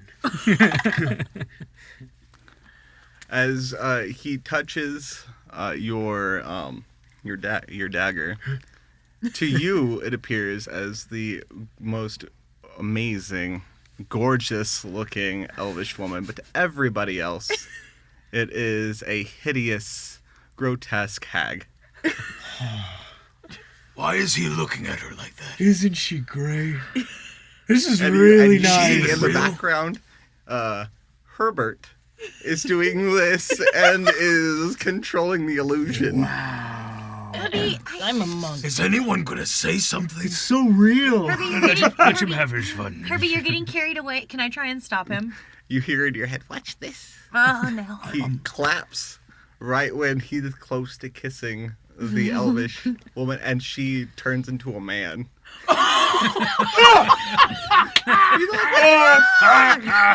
It's all about free love. I'm still dreaming, right? I just look at him and I go, Herbie's always been a really good ally. Yeah, ally. And as he touches the illusion turns into a smaller mushroom. And he puts it back on top of him. What is this? Can I hold up my hands for him to float into so I can introduce He's huge. He's the Oh, he's size still of a big? halfling. Oh, shoot. He's just Okay. walking What did you say? around. It's in my hand. He pulled it out of your hand. So the He was mushroom controlling the illusion. is Oh, real so it's just like wiping around. Oh my god. I thought Okay, can I assumedly that this is something that does he turn this size often? Yes. Okay, great. Always. So so I like to sit on him like a little toadstool. Okay.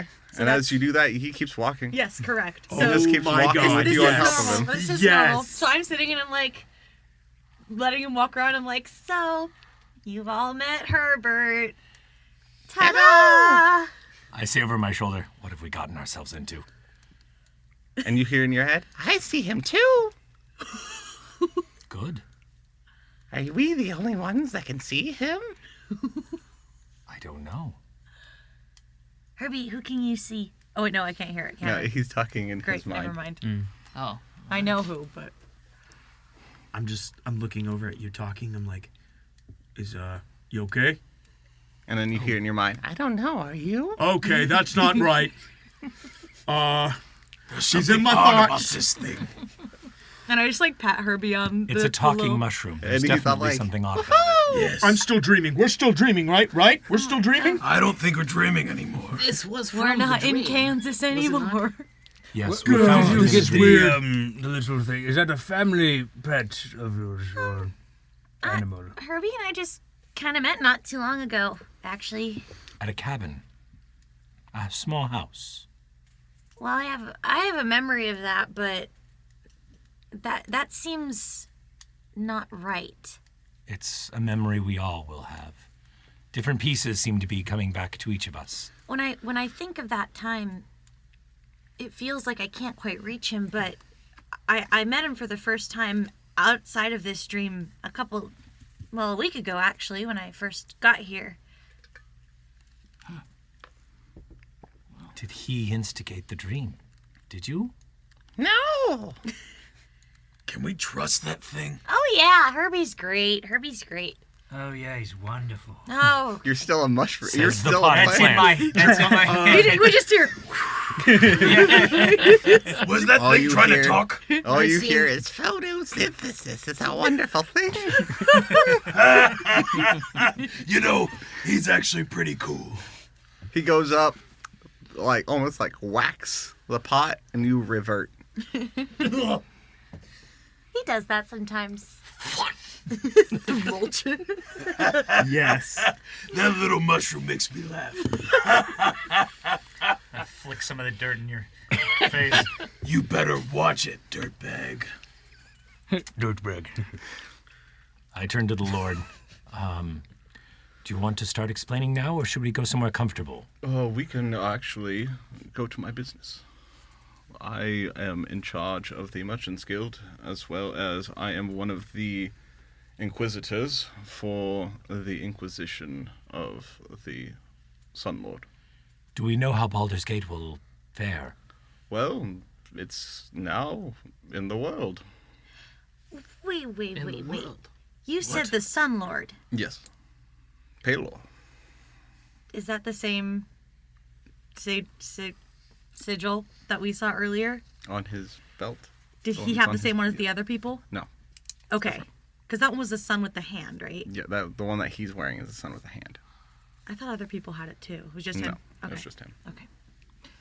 Before we go anywhere, you mentioned there was someone waiting for me here. Yes. I believe they said they were an old master of some kind. My old master? I believe so. They were asking about you, human, monk, short-ish. He was a human monk. Yes, he was rambling about some kind of evil army that destroyed his temple. Where is he? He's over at my shop. He's been in charge of the Merchants Guild while I've been away.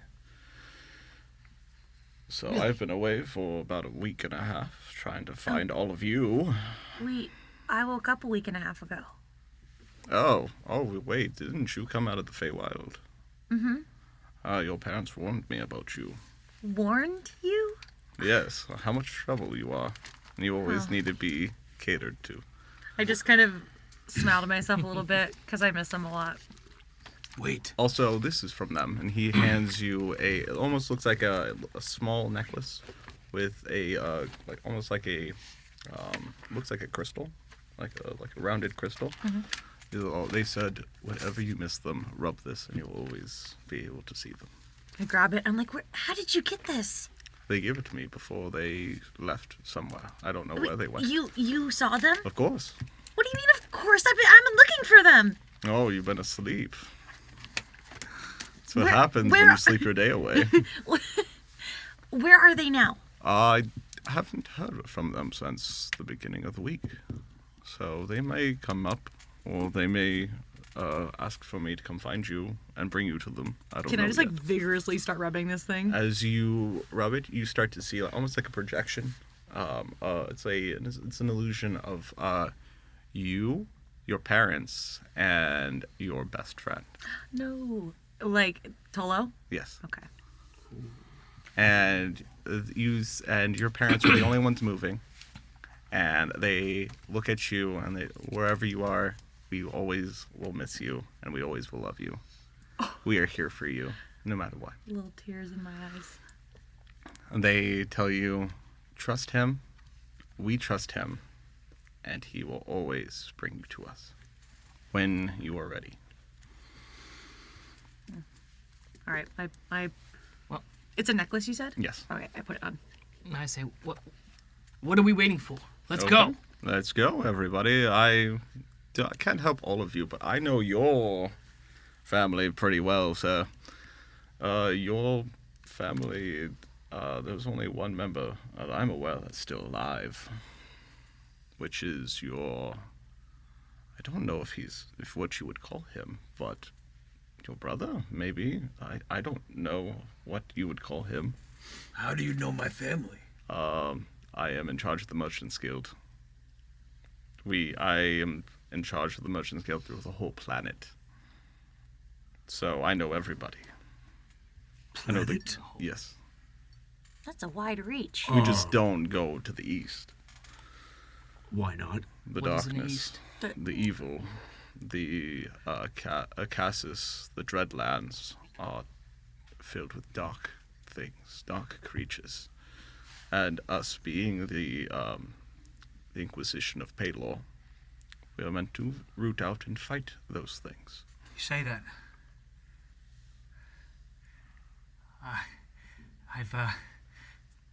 I've been maybe looking for you. Oh? Yes. I've been dealing with a little bit of, darkness myself. Yes, you've been touched by a dark object. Yeah. Or you touched a dark object, one or the other, but I have somebody for you to talk to as well, sir. A teacher?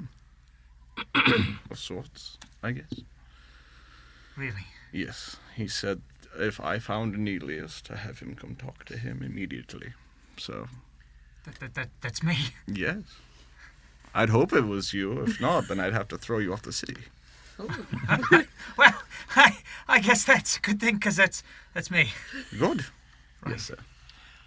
The names that he was mentioning, of the cities and that kind of stuff, does in my travels, do any of them mean anything to me? No. So I have no clue where I am. Great. I go up to him after I'm hearing the conversation with Josh, and I'm very curious now. So it looks like you know a lot about us. I really don't feel like I'm fit to be with this group. I was on my own mission. I don't know why I'm here. Is there any way, since you teleported us, you could get me back to the temple? I don't think your mother would really appreciate that one. No, I need to go back. I like to say something to the ranger. Ranger, they asked for 8 of us. I believe you are destined to be here. If you know how to take me back to them. They need help. It is the prophecy. You're placed to help them. There is no prophecy. I need to go back. But he does have a point. She will die. I'm sorry. What prophecy are you talking about? Yeah, I don't... And that is not from me. That is from the darkness. It is known that everyone is not safe. I try to grab him, and I go like, did they take the temple? As you grab him, you notice he pulls a dagger with a purple gem in it, and you hear the gem almost like speak to you. Like, I wouldn't do that if I were you. I get answers for a living. I'm an inquisitor for the Inquisition of Pelor. The dagger says that to me? No, he does. Oh, he But does. you Okay, I was like, hear it, like, well, that's the dagger right there, man. I swear. The dagger has a monologue. The voice that you're hearing is... Does this dagger also look like a beautiful elf? Feast on his soul. That's what you hear. All right. It's a hungry gem. Don't you... I believe you have experience with hungry gems. At least in your dreams you do. Ranger, stand down. And as you get a little flustered, he whistles and you start to see people come out of the shadows. And they all reveal their cloaks. You all see them. They have the belt buckle with the sun with the hand in it. We are everywhere. Actually, I have somebody to introduce you to. And he whistles, and you see a large male human with a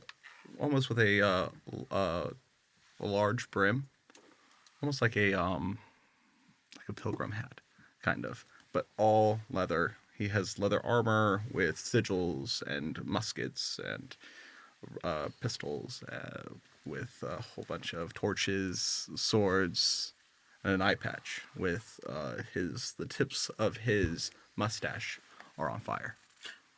But you see, damn, He sees all this. He's in his walking bike? down the street. So we don't. Oh, so we see this. We all see Yes, this. all of you see this. These, my good adventurers, are known as hunters mage hunters of Pelor. Their only job is to kill creatures of darkness, mages, necromancers. They can kill your lich here and there. They can kill anything. I'd be careful if I were you. And he looks at you, and you feel this warmth, as just with him in your presence. What's the warmth? Is it good or bad? You don't know yet. It's very neutral right now. Can I jump and try to stop this? Like jump in between them? You're just looking. You also feel warm when you get into his path as well. Okay. You said Because I'm sensing a lot of anger. You said the tips of his mustache were on fire? Yes. Can I use control flames to put them out? As you do, they light back up. Oh. And that's as somebody that else. happens, That's it- somebody else walking down the Yes. street, though, right? Okay. It's one of the mage hunters. As that happens, I kind of whisper to maybe she has an expansion. Oh, it looks kind of painful. I thought you might have wanted them. Can I Yes, interject that's a good call. and get him to back down? Yes. Can I roll? Can I roll for intimidation? Go for it. Go do it. Roll for intimidation. Or persuasion, whatever one. Pretty good too. I think I'm gonna go intimidation. Oh. 8. I have 6. Okay. Oh no, sorry. 9, 6, 9. That's 9. 9. Okay. Can you roll just a charisma saving throw? Charisma saving? Oh, that's a 6. Oh, Wait, yeah, charisma. you get it. Wait, charisma. Yeah, 6. Yeah, you get it. Back down. You remember what happened last time. Just relax. Yeah. Fine. As you calm down, he puts the blade away, kind of unruffles his clothes as he snaps, and they all kind of disappear back into the shadows. They vanish. You don't see them. Even the figure that was walking down the street, he's gone. Wow. Yes. Can I stand at this point? I'm still sitting on her view. Can I stand on top of him and be like, Okay, you mentioned something about your business. I think we should As go. you stand on him, he just so you're eye level with him. I'm like, okay, everybody, listen up. And your voice echoes while you do this. Oh my god. I don't know where we are. I don't know what's going on. But he mentioned something about a business, and it sounds like that's where the answers are going to be. So let's go already. Okay, she's a smart one, and she's younger than all of you. Wow. I'm not that young. He looks at you, and he turns around as he walks away. You can tell he's smiling. Yes, she's more to the point than I remember her being in the dream. You see a wall. Tired of He's all walking this. towards just a wall. And you see he grabs what looks like just a rock or like a metal knob that was laying on the floor. He picks it up, puts it on the wall. It materializes a door. "Ooh, He keystone." opens the door after all of you. I have got to learn that. You can learn almost anything here. Right. This is pure magic at its finest. The world is pure magic at its finest. I'll let somebody else enter first. Finally show up my brother. All right. So you're going to walk in first? As you... Nope. Meat shield. I'm Go. going Meat first. shield. I'm going first Don't because you ever I'm call me over. meat I'm like shield. over this. I want to tread Okay. forward. So, So I'm going first. with him on Herbie her kind of yeah. walks... I'm like sitting on him, like arms crossed like this, and he's just walking. yeah. As he walks very almost aggravated because you're aggravated. You see him kind of like almost glow a little red because he's obviously a little flustered. He walks in there and you guys kind of go into this almost like a field, like a force field. And you go and just face through. And then you Well see played. behind you, the door disappears. So this is like Costco. Kind of. Yeah. Okay. Do you have your card to show? Wait a minute, it hasn't disappeared for us. No. Okay. It only has disappeared for her. Well, I'm following. Can I? Okay. But I can't see them outside No. then, As you follow, same thing. and they can't see us. Yeah, I'll go as well too. I follow you, as well. You slowly start to see this as you walk through this field of some kind. The door behind you disappears, one by one. As all of you enter, he enters last. As he takes the doorknob off of the wall. You see the field kind of raise, and the door is no longer there. He snaps his fingers and you start to see sconces and candles light up, as well as glowing purple orbs start to go around in all the corners. Real quick, as I was entering, I'm going to take one look around the city. Do I see anything following us, anything seeming to be aware of us before I go in? Okay. You the only thing that you can passively see is you see like everybody seems to be everyone in the city. It's like normal day. The guards seem to be posted, or some kind of guards, seem to be posted right directly outside of where you guys were entering. Yeah, I will But have backed in. Appear right when you go in. I'm with him. My instincts kick in. I kind of do a back check with him, and I'm basically flanking the group, or like just looking reverse, and we're both like, all right.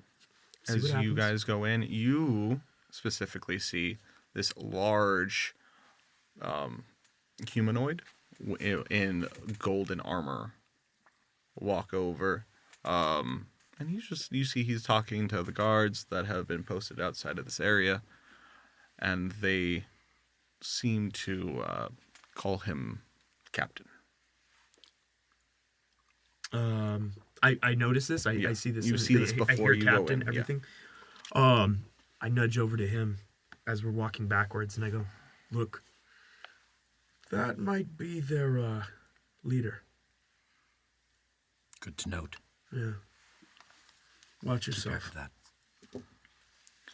So stay out here and keep an eye. Before I enter, You're I look back. Before I enter, I look back to the Inquisitor and I say, "How do we get back here?" How do you? Oh, I will help you out with that one. Don't you worry. He hands you this. What looks like a gem.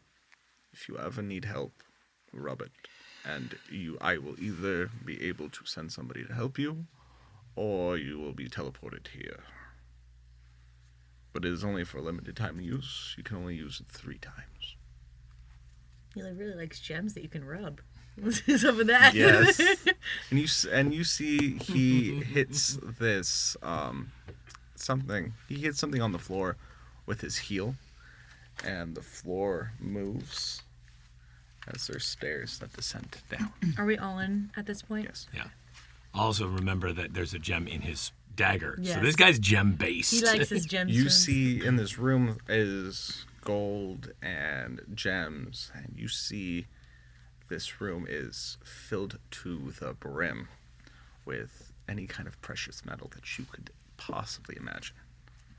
Okay. You see weapons in corners. You see thousands and thousands of gems. You see platinum. You see gold. You see currency that you've never seen before. But as he starts to slowly descend down the steps, what do you guys do? Look at the room. Investigate. Are you gonna go in? Are you gonna investigate the room before you descend, or are you gonna go? Wait, we see it on a level. Yes. Like, So you're seeing that's the first room that you guys see, as he lights everything up. I'm gonna investigate. I'm gonna go investigate the weapons. Okay. In the room. I'm going to ask the Inquisitor. Okay. Where is my master? He's downstairs. You hear as he's walking away, "Be careful, those are cursed. Don't touch." No one touch anything. I'm looking at a knife. Is there like a crossbow or anything You ranged will there? see a large, what looks like to be a bow made out of almost like either skin of some kind. Oh. And it has like a bone or a tendon as the string. That's some Evil Dead stuff, right? That's cool. I'm just like right over it, and I'm just like, don't touch it. I'm also right next to him, like about to touch it. Touch it. I feel like that was one thing at a time. Like we're telling him don't touch it, and then like as he moves out of camera view, she's right behind him. just like, Don't touch it. Yeah. Leave it. Where are you to control this? No, I'm like, I'm gonna follow you guys. I'm gonna follow. Yeah. Yes. I'm following. Mage hand. Oh no! Comedy comes in Magic? threes. Oh, Oh, you God. can try to cast Mage Hand. did it? Yeah. Yeah. Okay. Absolutely. I cast Mage Hand and it slowly moves over to it. Okay. That's not fair. You start to see the green, the purple orbs in the corners go, and your Lesson Mage Hand learned. has disappeared. I turned you. Wait. Didn't they mention something about you The already Mage Hand touching disappeared something as dark? The purple bolts hit it. But that wasn't me, and that was. Ah. I kind of look over to you and go like, we can't fight the orbs yet. Don't do it. I think you're right. Just don't touch anything. No promises. I actually I gotta say that. I like it. So, 2. Are you guys gonna go down to the cellar? Yes. We're following. I'm leading the way. Okay. As you guys go into the cellar, passively, everybody but the paladin, because the paladin has a 10 perception. Wait, You don't see something. Passive perception. No, he's just using You say passive, so we all passive see it. Yeah. Oh. Yeah, it's just passive. So if it's 10, yeah. So if it's a 10, or if it's below it, if it's a 10 or below, you do not see this. Okay. You see it. I see it. Oh, we all I roll? definitely see it. No, there's no rolling. It's just passive, so on the bottom. So if Oh, you yeah, want to yeah, see yeah. this, you would have to roll a perception check. Oh, there's no point right now. Okay. So you guys notice No, it's your passive. it right? looks Oh, it's my like passive on the bottom. there are beds here. Beds? Yes. And you notice that there seems to be like another set of stairs that go down even further. But right in this area, there's beds. You notice in the corner meditating a familiar face of your master that you remember very, very familiar. You're very familiar with him and how he looks. I and run how up to him. He meditates. I get on my knees. He wakes up. Master Yoshida, How are you? what happened? The darkness. It came. It swallowed our temple. But I was given a second chance by the great dragon.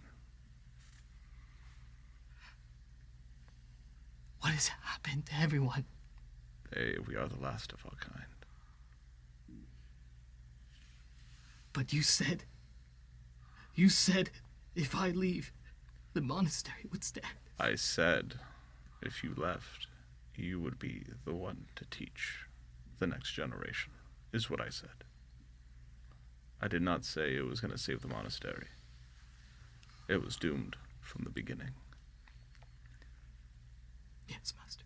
As he puts his hand on your shoulder, you see a familiar, older wizard. Nelius, how are you, my old friend? My old student, my partner. How are you? I've missed you so much. Master Omakir, I thought you were dead. I left before the darkness consumed you.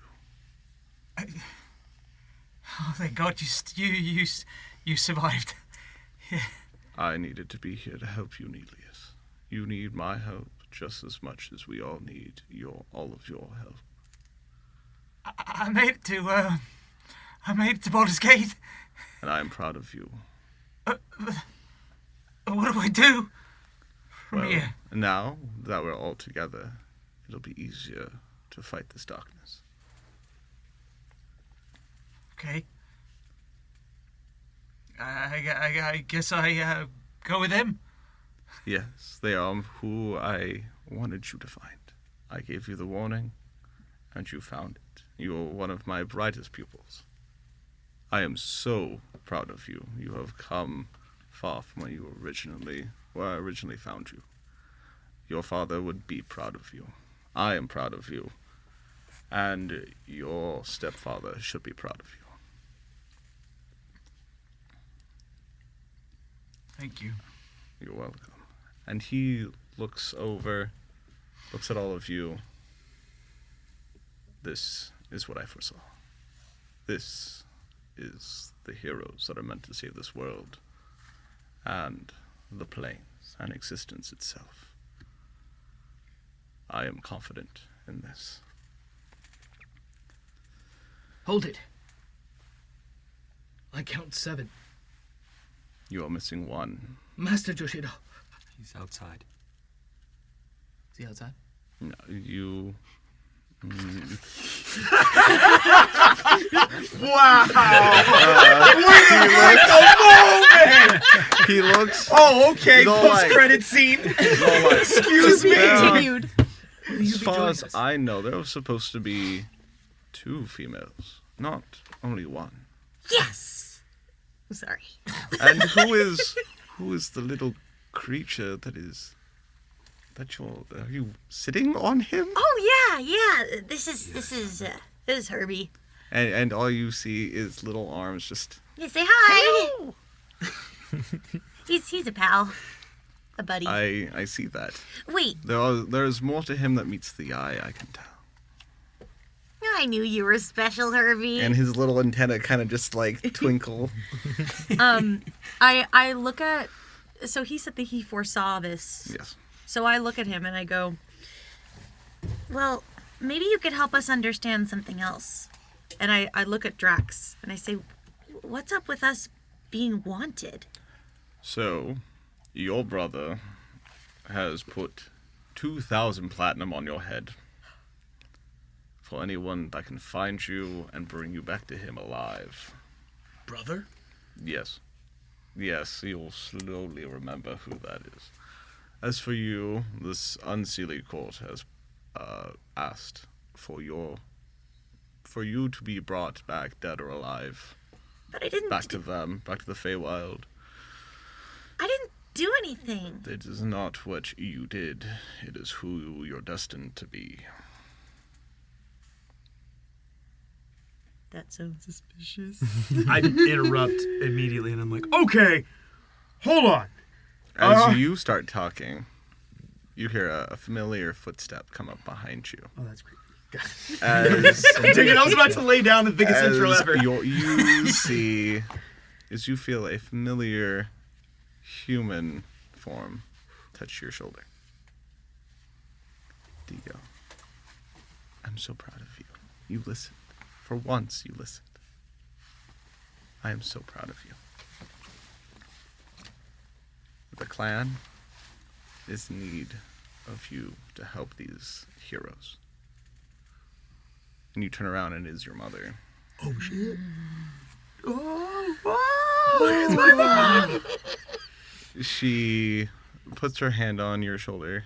I heard what you were about to do.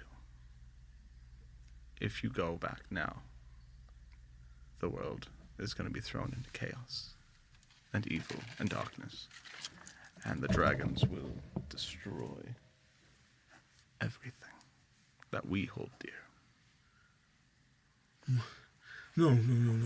This is so weird. This can't be real.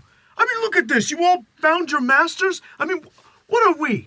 I'm not a hero, okay? Yes, you are, my son. I'm trying to just, raise the thing. Yeah. Okay, how is a monk, a scary pale guy, and a dragon, and a magic guy, and a whatever you are, I don't know what you are, and a turtle supposed to do? Why are we together in this? Your father has made you the chief because he has died. So you must be the one to take up his sword and his bow. She hands you your father's sword. It is a short sword, and it has on the hilt, it has your name engraved in it. I just collapse. And I'm just on my knees there, holding it. And I just kind of like hold the sword like really tight. Like tight enough. It's actually like I almost feel like I'm cutting myself with the As blade you almost. hold it, you hear, "Ah, my son."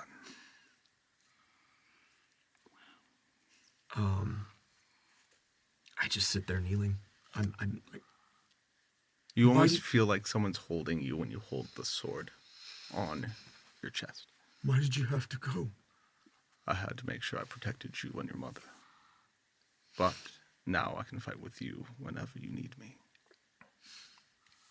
We will both learn our abilities as we grow in experience. But I am now here forever with you. We will never part ever again, not even in death. And you notice Sir Thamor just stands there, smiles. Now that we're all acquainted, oh my god, are we ready for the job? Something doesn't feel right. Only something? Him. Can I make a perception check on Sir Thamor? Yeah. 20. Plus 1, 21. Let's go! 20. Perception check? Yeah. So you see... Just on his intentions. What's going on here? That would be more of like an insight. Oh, okay, But that's so fine. still 21. He you can tell he is being Yeah. very trustworthy. He's very upfront with you. A little bit more upfront than he could be with you. He's just trying to help you all out. Okay, so he's worth trusting. He's genuine in Okay. what he's telling you. Something still doesn't smell right. No, I can always just give you to your brother if you'd like. I think we can trust him. You don't have much of a choice. He's You're in got a a new point. world. You don't know. All that you've forgotten, you know. And I'm the one that can get you almost anything you need or influence almost anywhere you go. Then why help us? What do you get out of all of this? I get to live. Well, The world doesn't get destroyed. So then what do we need to do? So, your first journey is going to be, you're going to go, I've heard of a darkness stirring in one of the cities that it's known as Ashmarsh. It is eastern. There is a city close called Blackwood. I have lost touch with the noble house there. That seems very unlikely. They're always in communication. The only time they would not communicate with me is if something horrible has happened. Find out what happened, and I will be able to give you what reward I can give you for them. But what does this have to do with this greater prophecy, destiny that everyone's been talking about? Prophecy is said that there will be 8 individuals, 8 heroes that come to this world to fight the forces of darkness.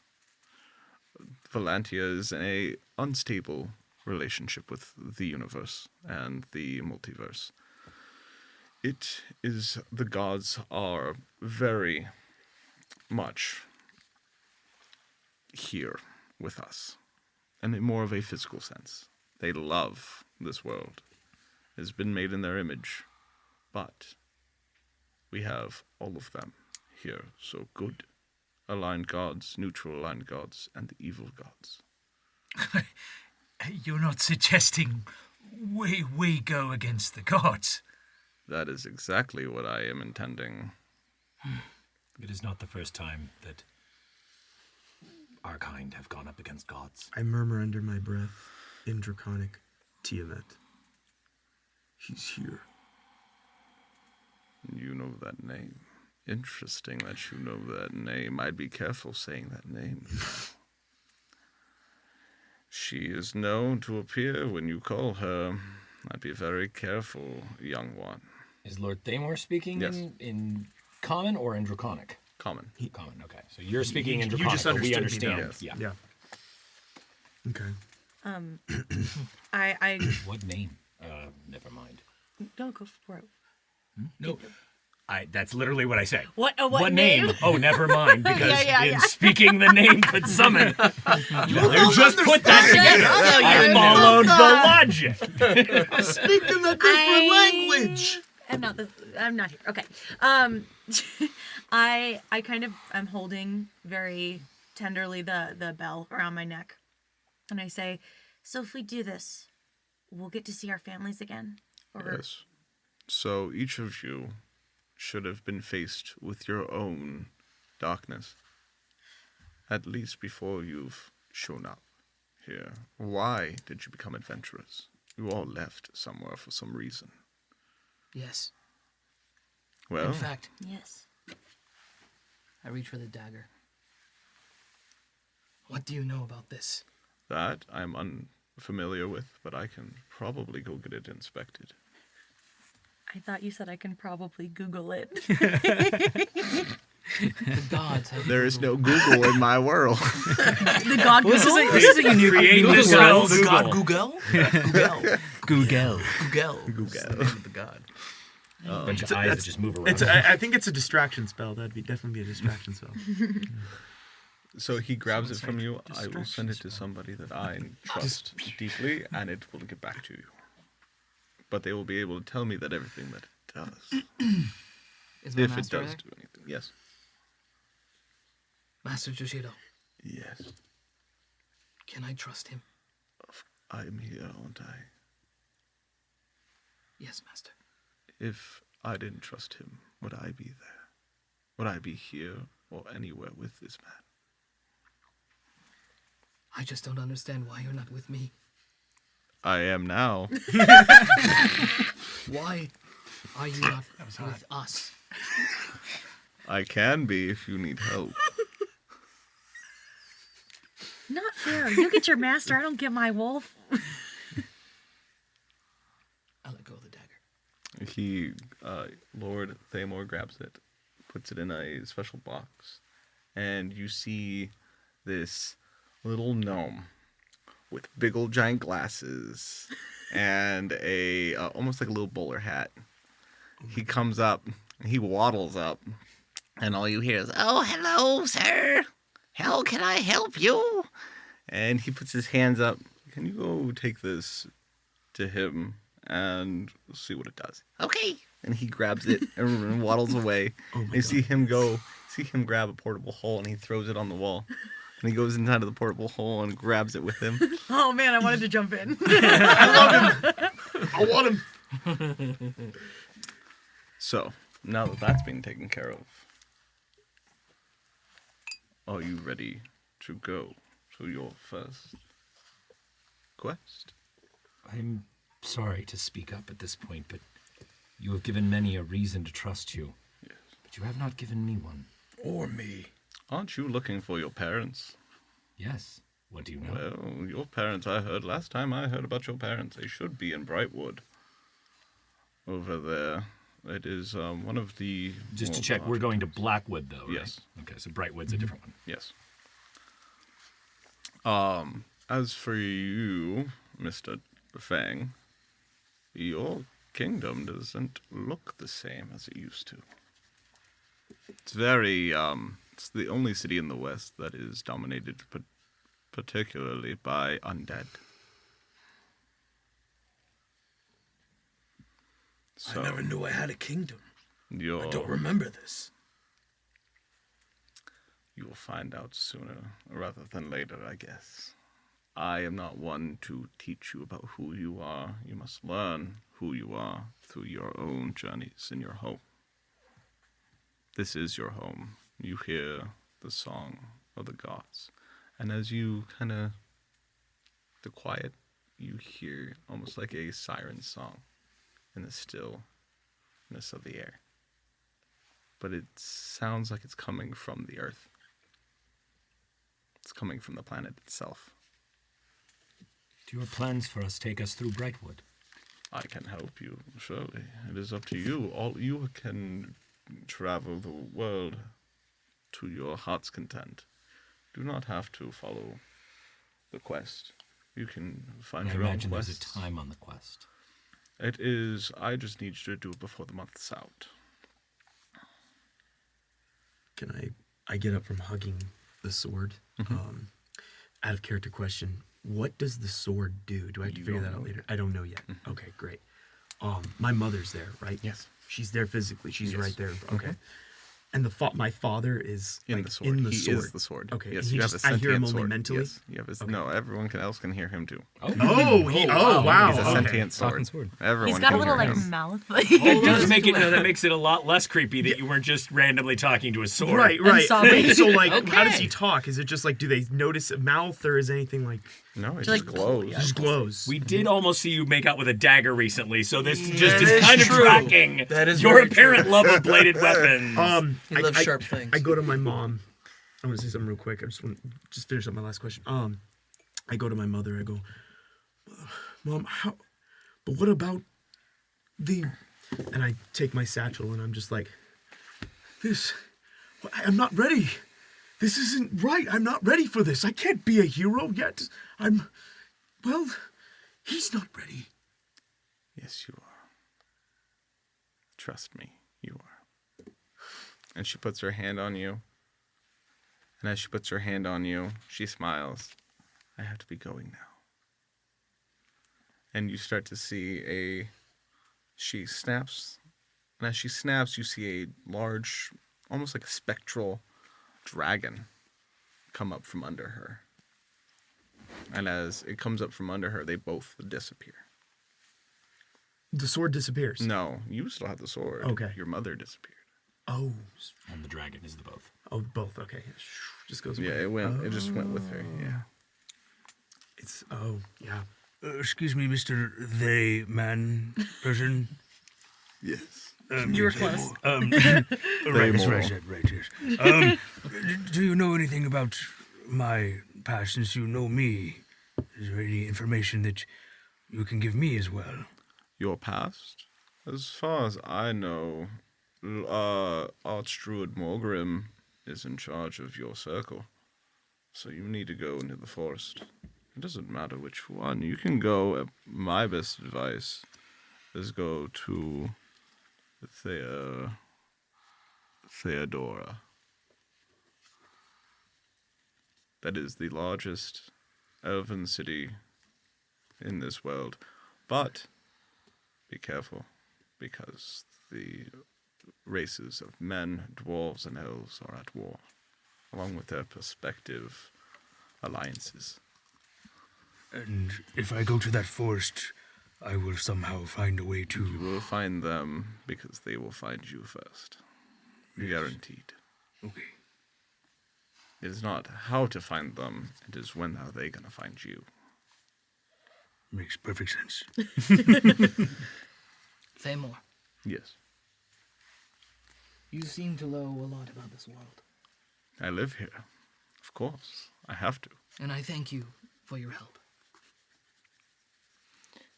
I reach into my robes, and I pull out my pendant. Have you seen this rune anywhere? He looks at it.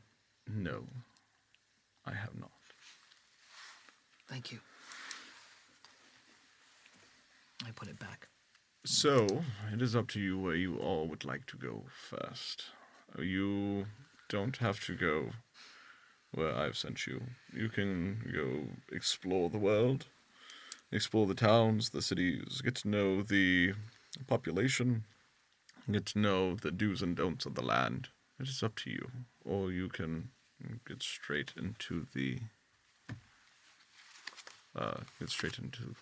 fun. And then I guess we're taking a break. Oh, okay, cool. All right. Great. Yeah, I'm getting my Okay, flow. so yeah, we're So gonna we take a break? Okay. Yeah. Break? All right. Break time. I need to get over there somehow. Do we gotta say that we're taking a break? We'll let the people on that side go first. Well, the So question we'll is, see you guys when I we have get back. so What many do you questions. need to I'm not going to ask during the...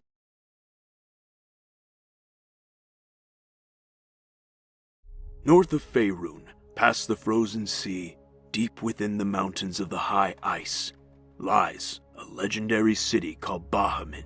That city houses a very unique temple to Bahamut, the ancient dragon god. A temple that has existed since the days of old, since the days dragons roamed the lands freely. And the legends tell of men and women who were familiar with the ancient ways of taming dragons and riding them. These men and women took up arms to protect not only the temple, but their very way of life. Today, amongst the clan stands a 20-year-old half-orc named Digorath Stormwind, or Digora for short, but I prefer Digo. So let's keep it at that. Digo embraced the tradition of his forefathers to become a Drake Warden. The training is difficult, but you'll never hear him complain.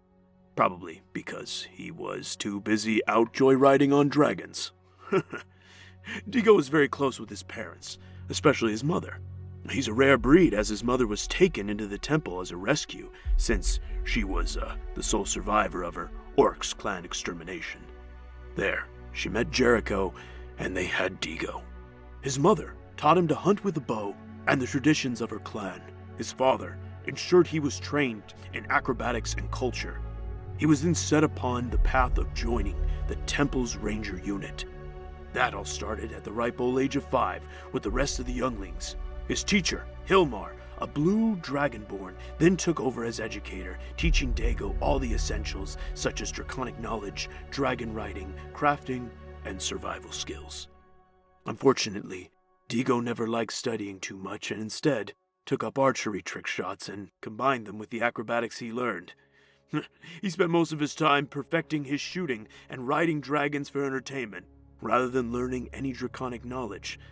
And, because of that, the other younglings were annoyed by him. He is sometimes teased and questioned when he will take up his orc tendencies and be a brooding orc.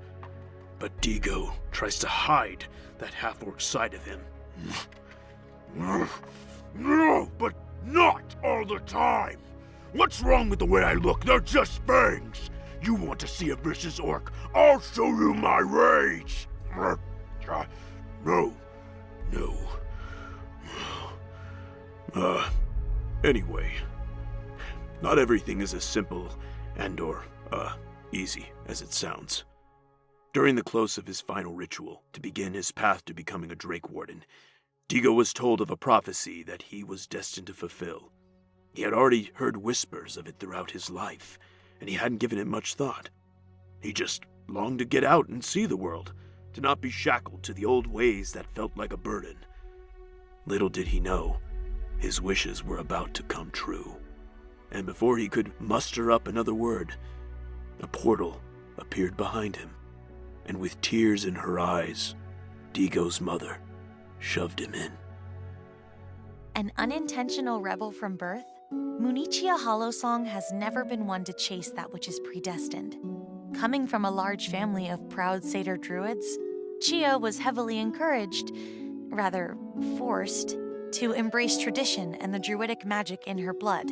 But from a young age, her love of song and making others smile drew her to the magic of music. And though she struggled to establish a connection with the enchantments of bardic disciplines, all Qiya knew was that she wanted to play. Practicing music under the guise of the moon, she was eventually discovered one night by satyr prince Cepheus. The two soon developed an unlikely friendship as he helped awaken her connection to bardic magic. But it was during a bloody raid on her village by a group of shadow fae that he was said to have been killed, though his body was never found. Despite the talk amongst her people, Qiya knew in her heart that he was still alive. At the age of 18, she was ceremonially gifted a second name by her parents, Hollow Song, a bitter sting at her weak bardic magic. Feeling no longer wanted by her family, she set off in search of the one individual who believed in her, Kefi. It was on her way out of the Feywilds that she practically stumbled upon a young wolf on the brink of death, who she was able to revive with a song. She quickly took to calling him Tolo, and the two became fast friends and traveled a great distance together. But just before they could reach the outside world for the first time, Qiya was swiftly captured by her clan and returned to the wilds with her newfound companion now by her side. For 2 long years, she was imprisoned in her own home, back to honing her magic in secret. However, on her 20th birthday, her father gifted her a beautiful ocarina and pronounced his acceptance of her path. Qiya was overjoyed and continued to live with her people peacefully. But her happiness didn't last long. While attending a gala with her family for the Seelie court, there was another raid. She and her family hastily fled the growing violence of the attack. It was then that a mysterious portal suddenly appeared before them. Its turquoise swirling vortexes were her only means of escape. But a now fully realized giant wolf Tolo and her parents were trapped in combat with creatures hell-bent on reaching Qiya. She hesitated, knowing that she could not leave her family behind. But it was never her decision to make. An unseen presence dragged her into the portal, thrusting the satyr into an unfamiliar world. So, with her only connection to home being a small, sentient, hitchhiking mushroom named Herbert who sought refuge from the attack in her hair, Qiya was faced with an outside world far beyond what she could have ever imagined. This time, there was no clear destiny she could avoid, and no way to go but forward. Greetings and salutations. I am, well, not Drax, of course, but, he's a little frozen at the moment. Literally. Serves him right for being so disrespectful to one of his elders. Maybe next time, young whelp. Don't worry. I'll tell you his tale. Though a royal by birthright, Draxfang, a young dragon-born prince, was not accustomed to the pleasures associated with such a station. He was bullied often and treated poorly throughout his childhood. The product of a complicated love affair between his mother and a mysterious gem dragon marked young Drax as a pox on his family's reputation. A mistake that, despite their best efforts, would not remain in the dark, and eventually found its way to the lips and ears of every resident in their domain. Tragic, isn't it? Where was I? Because of this earmark on their family's ledger, his father took to treating him no different than the dirt under his nails. In his father's eyes, Drax served as a constant reminder of his mother's betrayal and was not shown an ounce of favor. Even his half-brother Orthax never accepted him. But to his mother, he was her everything. Drax's mother had such high expectations for her son that she believed that he would one day rise above his reputation and become a great warrior. And of course, as time went by, she set about training him in the arts of martial combat and swordplay, skills she herself had developed over a lifetime of experience. Now, I would go on to tell you more, but unfortunately most of Drax's memories, for one reason or another, were lost. Fleeting glimpses of those memories still remain and haunt him in his dreams. But just as the sun rises and chases away the night, so too does the waking world chase away the echoes of the past. However, there is one thing that still remains. Besides his stubbornness and disrespect, faith in his god, Bahamut. They say that rewards come to those who earn them, that a studious mind will accomplish much. But what happens when that mind finds other things to occupy its time? Nelius Ondreth, a half-elf conceived by an act of trickery from a wandering traveler. A bastard, raised by his mother and her husband in a small village known as Talaeus Circle on the outskirts of Silver Mooney, finds himself doing just that.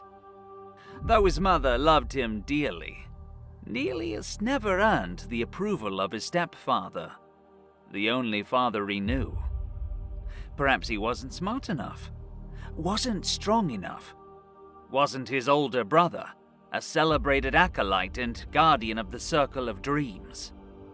Worst of all, he thought himself a stain on his family's good name, and took to blaming himself for his father's disapproval. As Nelius grew, he eventually learned to find comfort in pulling pranks, earning the distrust of those in his community. Though no one was ever truly injured, nor held any animosity toward him, they were thrilled to hear that young Nelius was eventually accepted into the Ladies' College of Magic. Perhaps his study of wizardry would curb his rebellious nature, and provide an outlet for his creativity. After only a year at the academy, Nelius's natural affinities for mischief proved to be an asset in his study of illusionary magic. And while his thirst for knowledge did seem to increase, so too did his joy of exploitation. One night, while secretly wandering the halls, he discovered his beloved mentor Amakir entering a secret chamber that Neelius had never known existed. Trailing him down the mysterious corridor, he found himself in a hidden study. With curiosity getting the better of him, Neelius began perusing its contents, eventually coming across a large black book secured with chains. As if by instinct, Neelius eventually freed the book from its prison and read from its passages. The book whispered promises of power, though with it would come a hefty price, one that he had no intention of paying. As the consequences of his actions quickly began to rear their head, Neelius fled the school and traveled west at his mentor's recommendation, eventually finding his way to Baldur's Gate. 𝐒𝐲𝐨𝐧𝐬𝐨 was 9 years old when he lost his tribe, a woodland elf born to a clan of demon slayers. They protected the forests and served the villages near and far. But that all changed the day they were entrusted to guard something unworldly and insidious. He was a novice in training, learning to hunt and fight, but still a young and innocent boy, until one night they were surprised by an attack of a demon not of this world. It appeared out of nowhere and engulfed their village in a black flame. With all their might, the clan fought, the blade of his kin thrust into the hide of the beast and breaking between his skin. It called to him, and as he picked it up... Run! You must live. She put a runic pendant around his neck. Don't stop. Just keep running. And he did, until he could run no more, and collapsed. Having not eaten for days, orphaned and lost in his grief, he had no words, until a traveling monk from a distant land passing through found him, a hilt with a broken blade in his hand with a strange dark aura. He picked up the elfin child, and for the first time in days, the child saw peace and light. What is your name, child? There were no words, but the image of the black flames gleamed in his eyes. The monk felt his anguish and knew this story had just begun. The monk decided to take him in and gave him strength and purpose. Without even a name, his memories remained fragmented, his innocence lost. The monk named him 𝐒𝐲𝐨𝐬𝐴.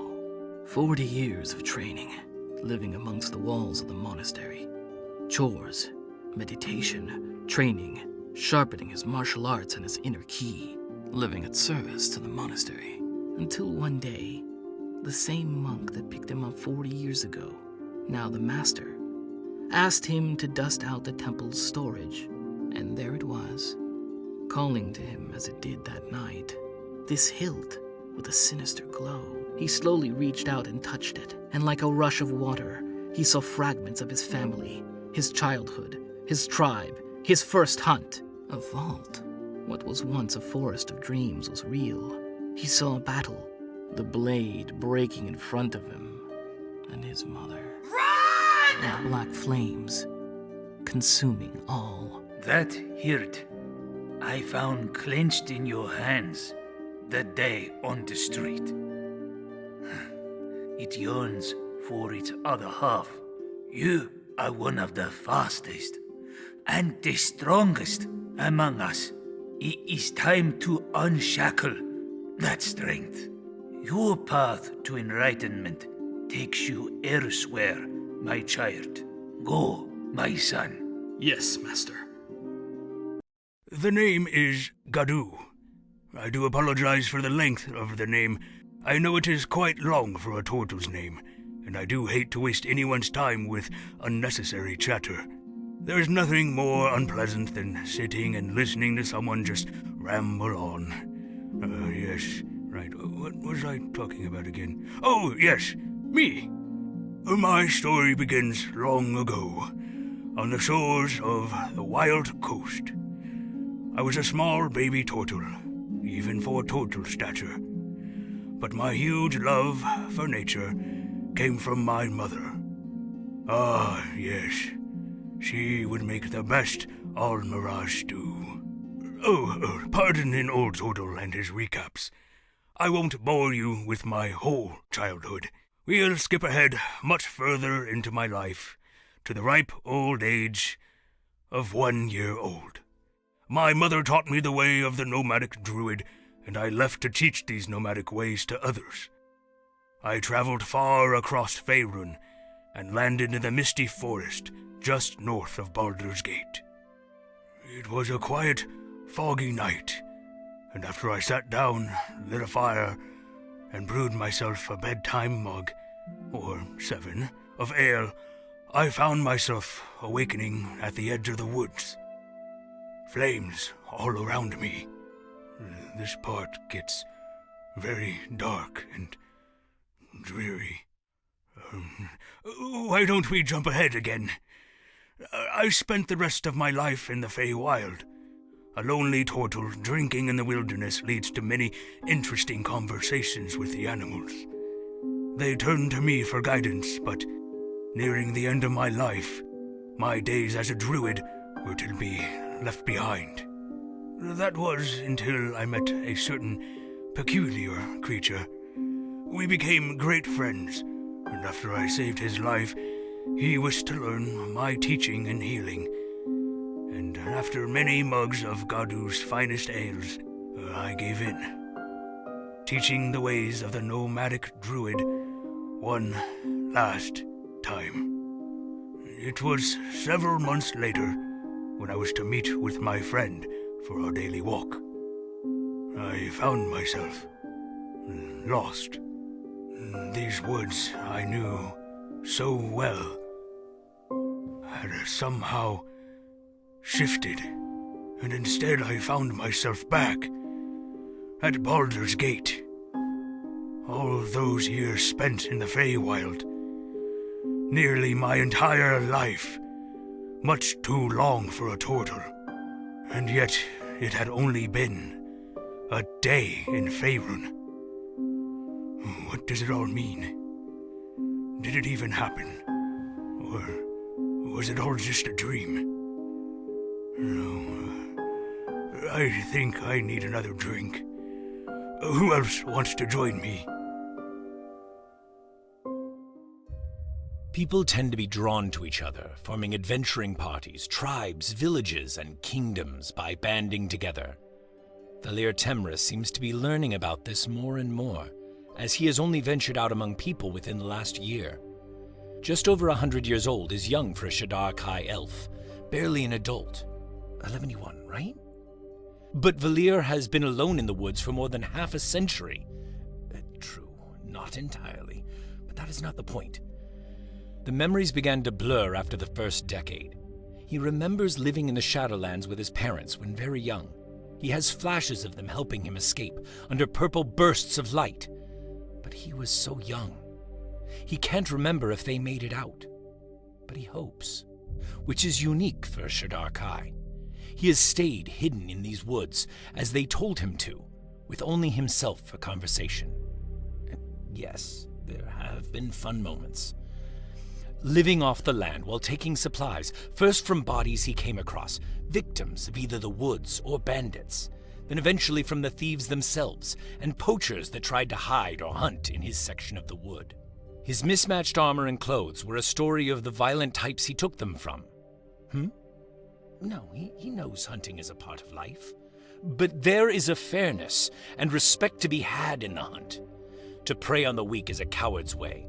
Valir knows that the hunt is about need, and strength should be used to aid the weak. And he responded to those violent types with only the amount of violence that was required. Though some required more than others, eh? He also saw those that found themselves in trouble in their woods, and helped them without their knowledge as best they could. True, there was that one child. However, about a year before this story, the dreams became stronger, clearer. Valir remembered flashes about a prophecy. After a long discussion, a decision was made to travel. They had laid low long enough, and there were others in these events, allies, and the time was right to find them. They packed up and set out, helping caravans along the way as needed. So, If you find yourself with a need to travel through the dark, if your path seems dangerous and you need some protection, if you know the violence that can befall you and want some of it to be on your side, before you leave, look closer at that hooded figure seated at the tavern's corner table, and if you see hints of white hair and green-flecked eyes from under that hood, you might want to plead your case. And yes, offer some reasonable compensation, of course. If your journey is one of hope or kindness, Valir might join your caravan. Any 𝐒𝐲𝐬𝐲 knows that death is just a matter of time, and there is no hope for them. But Valir has become more and more curious of the hope found in the underdog, and will do anything to add strength to their bite.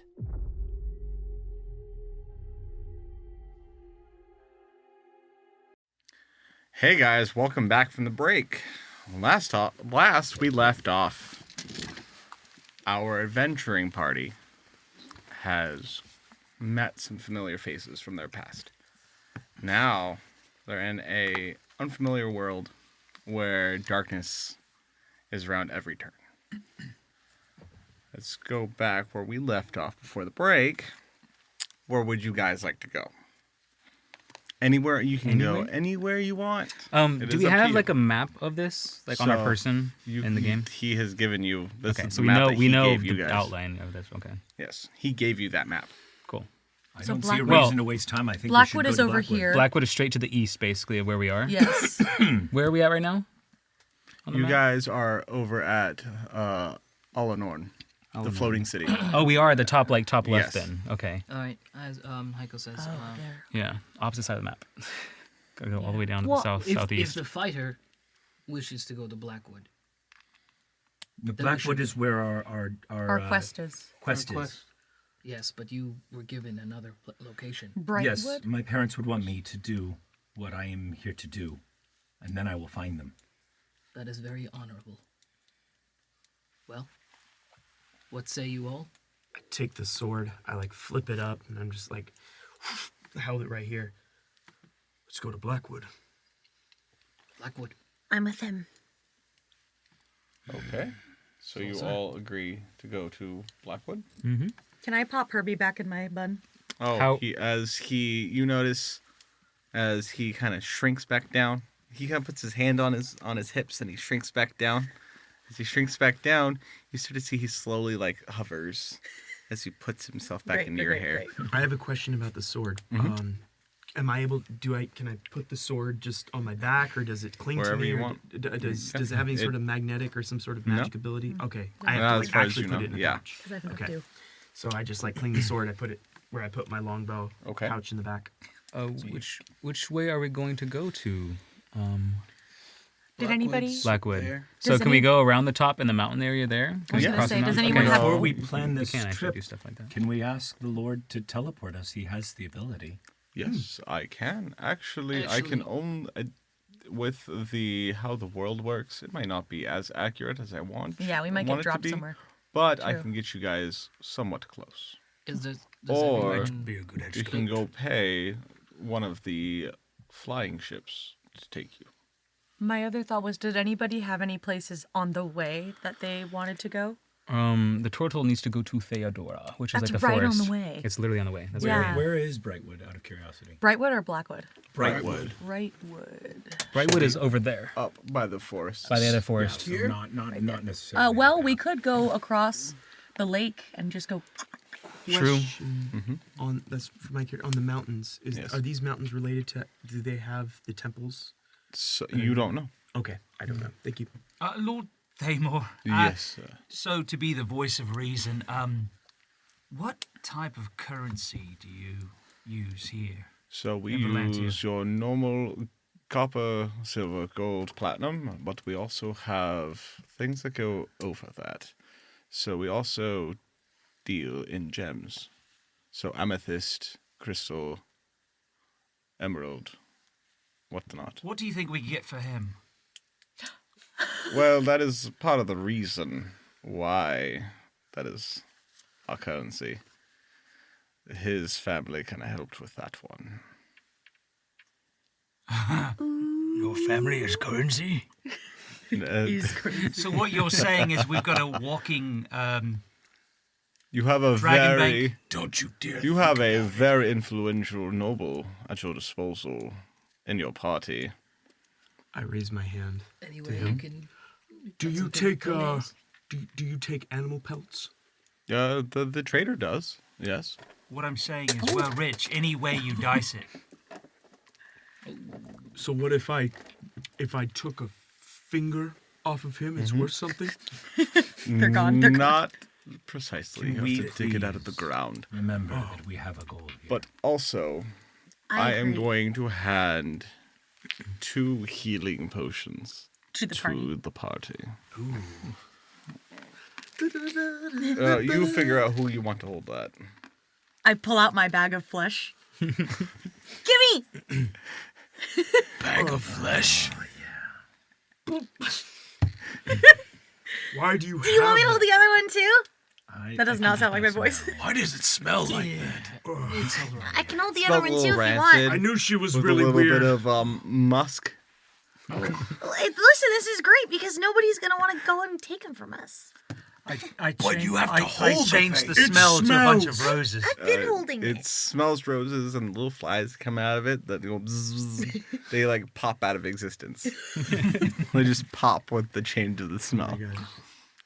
So do you want me to hold the other one or no? I think it's a good idea that we have the one who will probably be running in and punching things have a potion on him.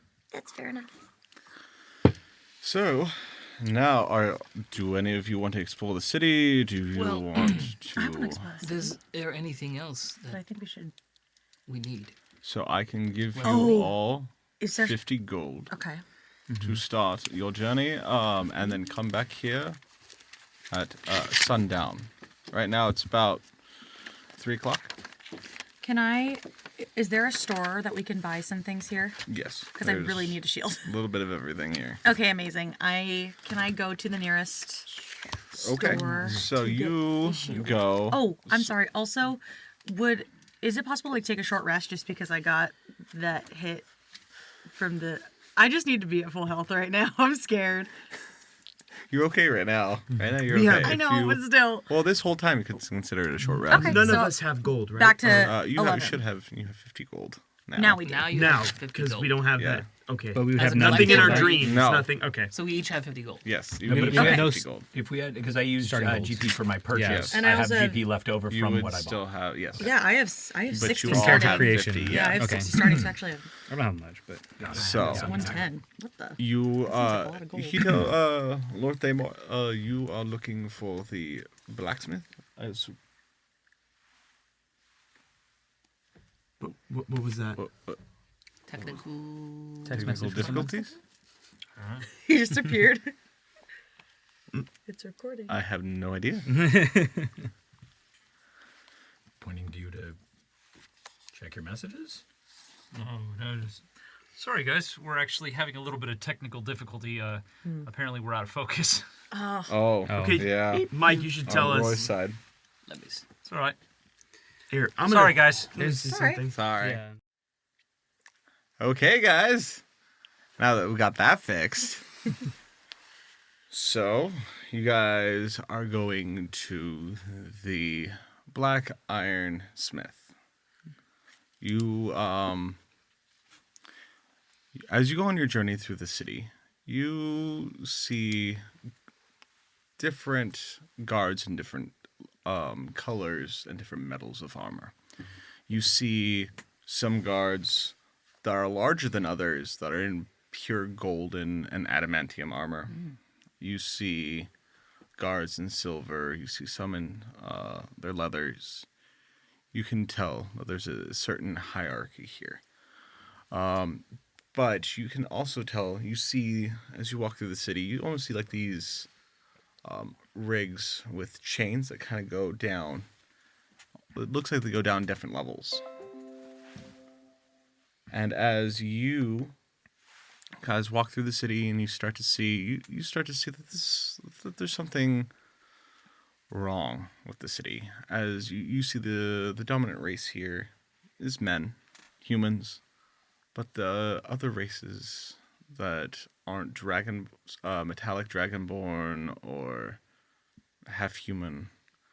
For some reason, they get ignored from the merchants, from everybody else. People act like they aren't even there. They don't even exist. You see, what beggars are on the streets are picked up by the guards and put in the lifts, and to end, you can tell that they are not welcome on this level of the city. But as you walk in, you see this 2-story blacksmith with 2 different forges, one on the bottom level, another one on the upper level. You see on the outside shields of steel, adamantium, gold. You see any kind of weapon.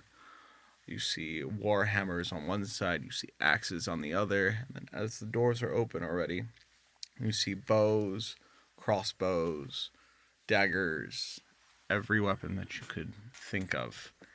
And you hear the pounding of the hammer on the anvil in the background. What do you guys do? So if one of us that isn't Drax basically tries to go buy something, then we won't get paid attention to. Oh, no, you guys or are fine. Okay. It's just everybody else.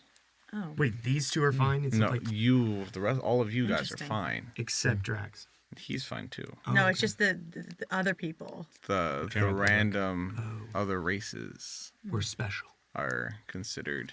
Well, you were also seen with Sir Thamor. And he's We're VIP. Highly, We're he's highly regarded. We're a big deal, okay? You know. He is only in power. He's considered only second to the king when it comes to actual power. He's kind of like the king's Of hand. this city. No, he's like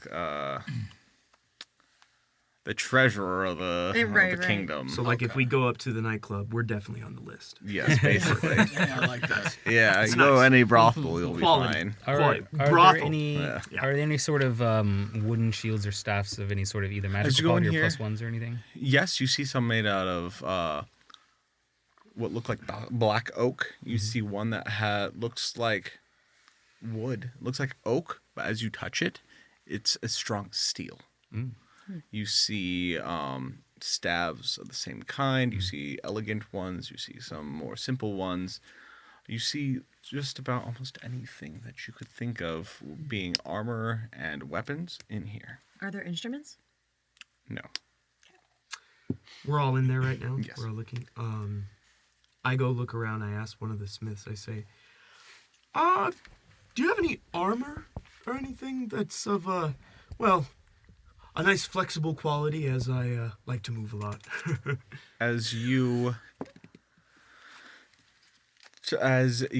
go to talk to one of the smiths, you see, turning around, a small goblin he looks like charred marks are all over his face. He has no arms. He only has his feet. He walks over to you. He has he basically has peg arms. Oh my God. So he walks up to you, and he crawls over you.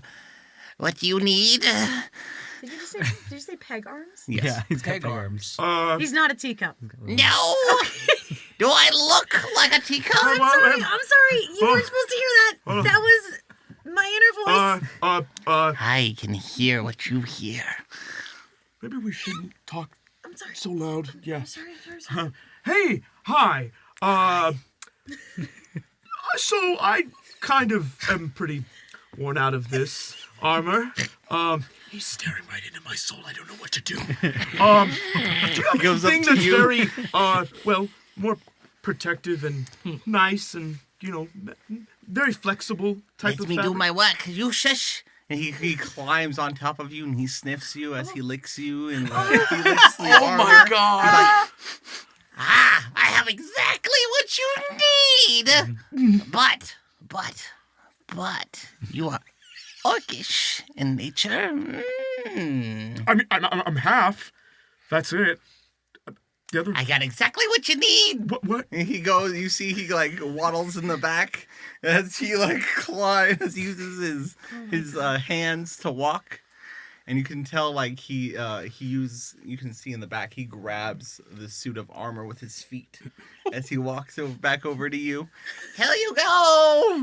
It's studded leather. Strong feet. Yes. I just kind You learn to work when you have no hands. What happened? It was a smithing accident. It blew up on me. I'm sorry. Yeah, well, my wife left me. My children are gone. So, I have nothing to live for, so it's okay. You have your looks. Yes, those are Your fleeting pretty pretty soon. Maybe you can get a talking weapon. My dad's in the sword. He can. Yeah. Dad, say hi. I don't know if you should be advertising that. Okay. He puts like the peg on his nose. Ah, you have a talking sword. I will tell you if you trade your sword in, I'll give it to you for free. I'll give you this armor for free. That would happen. Does my dad talk to me? Yeah, he tells you, don't you dare sell me. It's I gotta do what my father says, so I'm gonna keep the sword. You sure? He grabs you another sword off the shelf with his foot. He slowly picks it up with his. Is he using his toes? With his big Just he his grabs big it with toes his big toe and his his second toe, and he puts it in front of you as he holds both the armor and the sword in his toes. Dad, I mean he's got a sword. I will make it a double offer. You're seriously considering trading your dad? What should I do? He tells you. Ranger, I don't think that would be best. He and you hear him whisper. He's all like, "In all reality, can I? The armor is only worth 13 silver." Wait, do I hear that? No. Okay. I kind of just feel like. Wait, can I use prestidigitation to make a copy of his sword and use sleight of hand or something? I would say roll a deception check for me. Can I help? Yeah. Yo, let's go. Wait! Before we do can this, we all help? Wait, before we do this, No. is this gonna? No, If I it have fails, these is there gonna be any risk on buying other stuff? Because I really need a shield. There's more than one smith in Okay. this store. Oh my He just went to You the said first deception one. check? Yes. Okay. So if I help, will it give her? It gives her advantage. 6. Roll again. And then roll again, yeah. Is there any advantage He's helping you. with this Oh, weapon? oh. Is there anything special about it? 19. With the sword? Do I have to roll an No. investigation? Five. 24. With the armor? 24. Yes, roll an investigation. 24. 24? Okay, yeah. But then do I have to roll for sleight of hand? Because I'm trying to switch the two swords. Okay, so let me roll for sleight of hand. So I deceived him with the fake sword, but I have to switch him now. While she's doing the sleight of hand, I see what she's doing, and I try to protect her, and I try to kind of 12. distract the blacksmith. No, wait. Yeah, 12. Can I give her advantage by trying to distract the blacksmith? Yeah. That's fine. But this shield over here, this one's looking quite He nice. he Kinda looks butt over. in. You can tell he opens up this book that's over where you're at, and he's all like, You want that? That Maybe is not no that good. good. It's broken. I haven't fixed it yet. You have it in a different color, maybe. Different color. Yeah, while this is happening, I look over at Dago and I'm like, hey. And I pull out this identical sword. I just kind of go like this and it appears. I'm like, listen, just give me your other sword right now, okay? Just here. You're dead. He looks over, and he's like, Another one? he walks over No, to so you. he doesn't see the one, right? He But kind of saw you pull one out of your bag, but so he walks up to you. Okay. What do you have to trade? What do I have to trade? You just gave him another sword. Well, You have magic things. This I kind of interrupt their conversation. This is a good sword. This is the sword you want. And if you give me that sword, I can take just the armor. How about Roll deception, sir. It has begun. All right, Oh man, here we go. Oh, okay, let's go. Okay. Oh, 15. Dirty You got 20. 20? Dirty 20. Oh. Okay. He grabs it with his. You see his long, spindly toes grab. Describe it that way. And as his toes grab the blade from your hand, he hands you the armor for 5 silver. So you would. He still has to pay the 5 silver? Yeah. Don't I just throw? It's only 5 silver. One gold at him. But we gave him the sword. So but it was a discount. He gave it to him for a discount. Oh, what did it originally cost? 13. I got the leather. You got the studded leather armor. Yes. And prestidigitation only lasts an hour, right? Yeah, so he doesn't know. Yeah. But technically that would be a minor illusion. Yeah. That wouldn't be a prestidigitation. But he has minor illusion, so if they were assisting, I figured if that they were works. assisting, I would allow him to kind of have it appear in your hands. Make it, I could make it shiny and everything. I could do the minor illusion myself. Okay. And then you could use prestidigitation to make it glow or something. Like glow or shiny metal and whatever else. Make it more appealing. I question as I pull out one gold and I look at the rest of them like, I don't know money. I've never done transactions with money. Use so the toes, grab it out of your hand, and you see he moves his foot across his hip and he stuffs it in a little coin pouch. Thank you for your business. Wait, don't you need change? What? Did I give him too much? No, he didn't. You shush. Can I roll for intimidation? You could try. Let's go. Wait, let me make sure. Maybe this thing. Actually, I want to roll for persuasion. Go for it. He just looks at you with his little pegs on his hips. 24. Oh. Because I rolled a 15 and I'm proficient and I had a bonus of 7. Okay. Wow. So I look at him and I go, you. "Excuse me? Are you trying to con this man?" You have a point.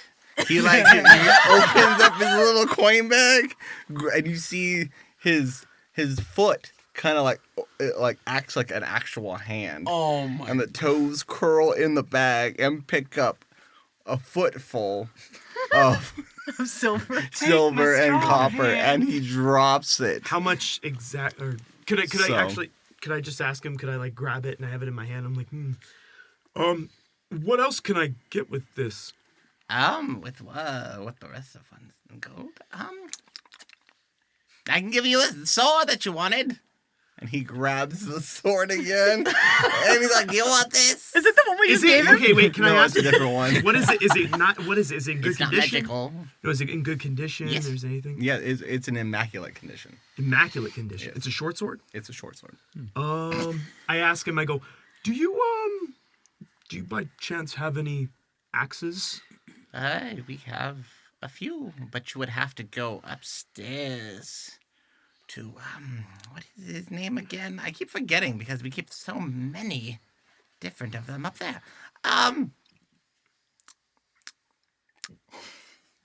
Yes, you have to go ask for Xander. Okay. Upstairs. I literally just book it. I don't even listen to the rest of your conversation. I'm just Okay. like, okay. And I'm holding just the gold, and I'm just like, all right, gonna go get my axe. So as he goes to leave, He should have heard that he's a Minotaur.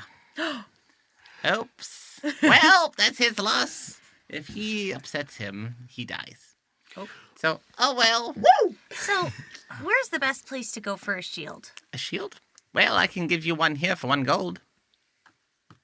Listen, I know you're probably not going to send me to your competition, but be real with me. Do you have the best shields? I need you to roll for persuasion. Nat 20. Oh my god! So that is a 29. Wow. Oh my god! So what we're all learning is when we go shopping, she does the talking. We got a shopper. Yeah, 7 plus 2. Oh, so the plus 2's already added to it, though. So Okay, so 27. Dang. Thrax would be your best bet then. Drax? Thrax. I was like, hey, that's you. Thrax. He is an interesting person. He is a large earth elemental genasi. So I don't know if you know much about them, but they're half human, half elemental. I know some. Kind of. But if you go upstairs to him, he is on the left side. Not where your friend went, and he will not hurt you. Unlike the Minotaur. Yeah, he'll eat him. Can I for his kindness, give him a little bit of a tip? How much are you trying to give him? Just like a silver piece. So as you do that, his foot kind of flips sideways. I say thank you for your honesty. And he's like, thank you for your contribution. Because he kind of like, he pulls out a little like tip box out of his hip. Thank you for The your hip tip. contribution. You didn't have to give him that. Thank you for your contribution in my little box. He Thank you. He And didn't- he like, he what? didn't tell you nothing. Well, okay. Well, she did scam him. So We're off wait, to a so great what start. What would that make? So that would We're mean scamming people without limbs I now. would have 109. We're Okay, wait. couple So of how many toes? I mean, how many silver pieces are in 1 gold? So I believe 10. it's 10. 10. Okay, so I have Is it? 9. I don't even know what money is, and yet I'm scamming people. I don't really He's not very know. smart. I don't even know what money really is either. So I'm like playing guessing. I'm just like, this is worth something. I'm gonna go. I'm up there. guessing. I'm just like, I'm gonna pretend I know what I'm doing. Like a kid So at I want to Toys R go Us. to Thrax. Okay, Thrak. Thrak. Yeah. Oh, I thought it was Thrax. Thrak. Yeah, I'm on my way up too because Because I was like, 'cause I Thank thought you. it was Sorry. Drax. Yeah, sorry. Yeah, what about- Drax. Thank you. And you What guys, about if the you guys rest want of to do the anything too, by all means. Yeah, you guys can kind of go I'm all going over up the to city Thrax if you'd because I like. was looking for a shield. So Okay. I'm You already guys on do my your way. thing. I'm So- probably going to be outside the store keeping an eye on the street and having Okay. a conversation. With As someone. you do that, you see an elderly woman kind of appear to you. She's all hobbled. She has a cart with what look like to be like looks like muffins and other pastries, bread. Oh, hello, young elf. Oh, you need to be very careful here. They will draw and quarter you in the lower levels of the city. Make sure you stick with your friends. I appreciate your concern. She kind of hands you. You'll need this, sir. Oh. Oh. Out. Camera's out. Oh. Okay, guys. Now that we got that fixed again.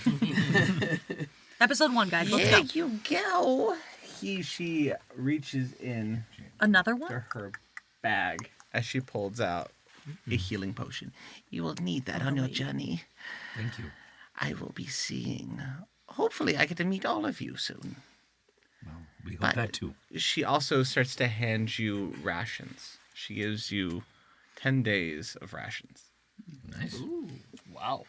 And as you notice as she starts to hobble away, If you ever need me, you can always. There's a gem in one of the rations. Just rub it, and I will show up. What is it with these More rubbing gems to gems? rub. Rubbing gems. Rubbing gems. My name is Granny G. Granny Wow. G. She had like gold chains and everything like around her neck. Like, Granny G. Granny No, but G. there are spinners on her cart as she goes. her wheels on her cart are made out of platinum. okay, there you go. There you go. Granny G. I'll Ripped investigate out. the rations. Do they seem decent, exceptional? Like They are exquisite. They seem to be freshly baked rations, and they will last you about made cookies. Grandma. anywhere from 4 to 5 days. Granny G. Is there a store I can go buy a robe? A robe Or a cloak? A cloak? Ooh, Yes. There would be the tailor. So you can. I'll go with you in a bit. So you would have to go down to the second level of the city to go to the tailor. Is that a long journey? So to get no, there? it's just down to one of the lifts. Kind of. But so you were gonna go to Get a shield? Yes. Yes, and I know that Gadu is with So me. since Gadu is with the little one. I'm not that little. So now. we're gonna get to you guys. So as you guys go, you see this large humanoid with what looks like to be almost it looks like purple and blue lines, almost like tattoos are like running through their body. It's all over. It kind of looks like tattoos, but they're moving fluidly, almost like water. Oh, he's a water genasi, that's right. He's an earth genasi. Oh, Earth. It almost looks like water, like how it flows. Ah, looks like understood. water. Understood. He turns around. Ah, my friends, how can I help you? Ah! I assume you need, shields? How did you know? Oh, I got a message from the little one downstairs. Oh, yeah, he's pretty nice. What do you need? What do you have? Well, I have affordable. I have out of your price range. Well, how do you know how much I have? I assume. It's not nice to assume. You know what happens when we assume. Well, you look like you're 5. Oh. He pulls out. Okay, if you have money, here's the most expensive one. And he pulls out an adamantium shield with a diamond inlay. Oh my God! As it glows. Ah, that is 20,000 platinum. I kind of do this. Oh, go ahead, moneybags. Go ahead, buy it. Do you have money for that? You threw down a gauntlet, and apparently it was a gold gilded gauntlet. He also he pulls out loots and stuff, and they're all gold and adamantium. He's flexing right now. And he has like a diamond ocarina. Oh no! No! No! It's Don't diamond even think with about it. amethyst inlay. How much for that? It is 50,000 amethyst. Where can I get amethyst? You can go to one of the cities and hopefully they'll pay you with it. What if I don't know. What if I trade you a skin bag? And I just slam my skin bag. He looks at it, very confused. Oh no! Did you cut that off of somebody or did you sew that together? Would that make a difference? That might, I need you to roll an intimidation check. Oh, this is great. Okay. Something I want to say and I'm not there. I can't say it. I say it. I don't wanna be there. 19. Intimidating him as. He looks at you, and he covers downstairs as he's like, well, I can give you this. And he gives you a, it looks like a steel, shield with, it looks like it has, almost like a gorgon on it. So it has like a bowl with green mist coming out of it. How much would that shield up my AC? Well. And is he giving it to me for the bag? Or because I terrified him? You terrified him. I'll give you this for 1 gold. Normally it's 50 gold. Oh. But you are a scary little person, so Fiercest little satyr there is. So I will tell you what. Oh no, then there goes the voice. You scared the voice out of him. That's impressive. Yes! He turned into Kermit for a minute. Oh no! Turned into Kermit. Didn't I do it for you? Let's go, what? Well, what I can do. Here you go. Can I have 1 gold, please? Sure. He slowly grabs I just flip it as he hands you the shield. And I assume you are a druid? Yes. She made me really dumb. Wait, what about the ocarina? The ocarina is going to be a lot more expensive. So than I what didn't you can't intimidate afford. anything No. else. Okay, great. He just gave you the shield. To leave, basically. Just here's this, now go away. The shield doubles as an ocarina. You blow in the side of the shield. It's got 2 horns. You just kind of. So it's a shield. What is So it? it's a shield. So it's just a normal shield. So it'll give you so it should add a +1 to your +1? Yeah, at least. So and then you do notice that there are holes all around the shield, and it also Cool has that it's a strings. Medusa shield and I'm a satyr. That's sick. It also has strings across the front. So I already have a shield, but I'm looking for either like a +1 or something like magical or whatever. So you want a magical shield or +1 or +1? Yeah, Okay. Either way. He looks at you. I know what you need. And he grabs a wooden, an oak, a darker oak shield. And it's, you know this, you've heard this, and it's called iron oak. It's specially made, and only a certain craftsman can make it. This will be 2 gold.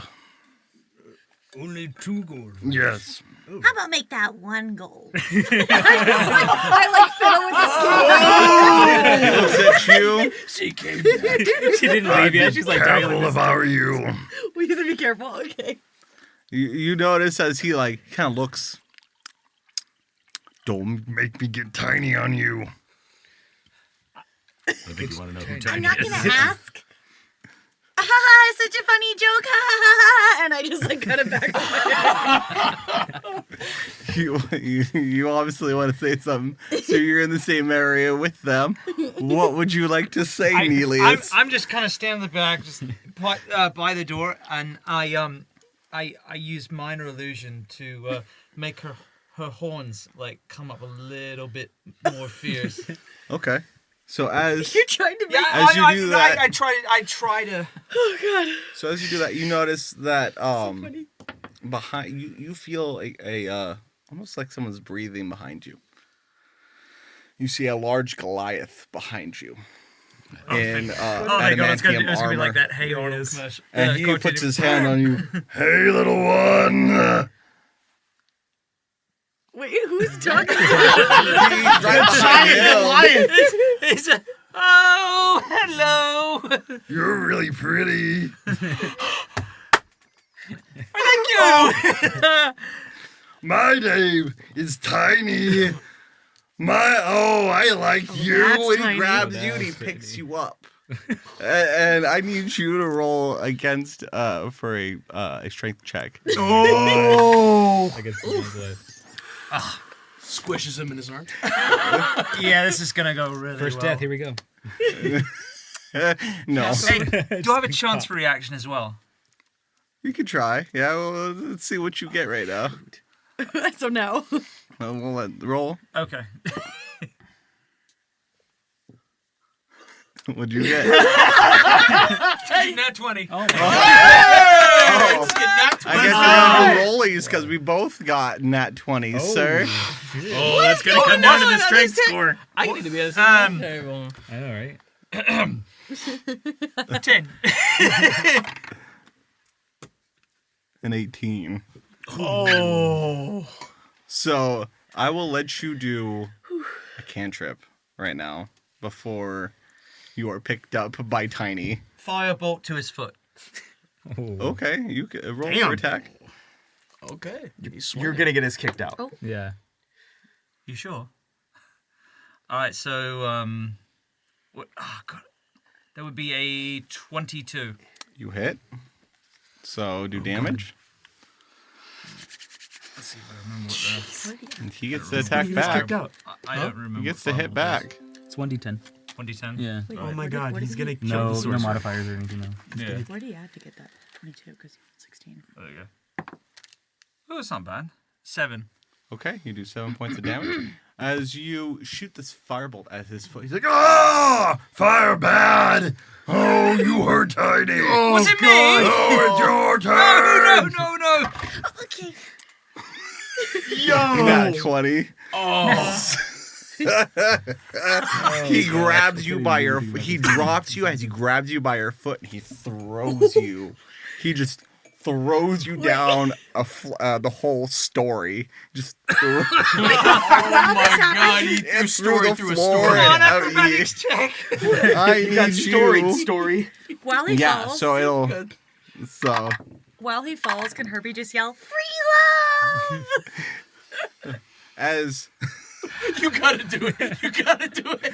As he gets picked up and like put into the ground, he's like, "I just made him a plant. This is what happens when I make them humans again." And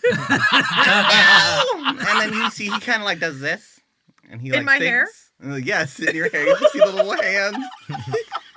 And he thinks, and he becomes a plant again. There it is. While he's falling down? While he's falling, just the plant, no pot. There's no resistance or anything, is there? Because he's just turning you into a plant. He protected you. He's all like, now he will be planted the proper way. Hooray! And then all of a sudden you turn into like a flower, a big giant sunflower with black petals.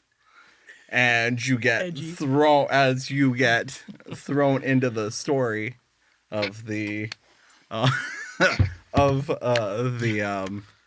blacksmith. You revert. Break? No, there's no it wasn't pot. just, it's No just pot, the just flower. Just the plant. Okay.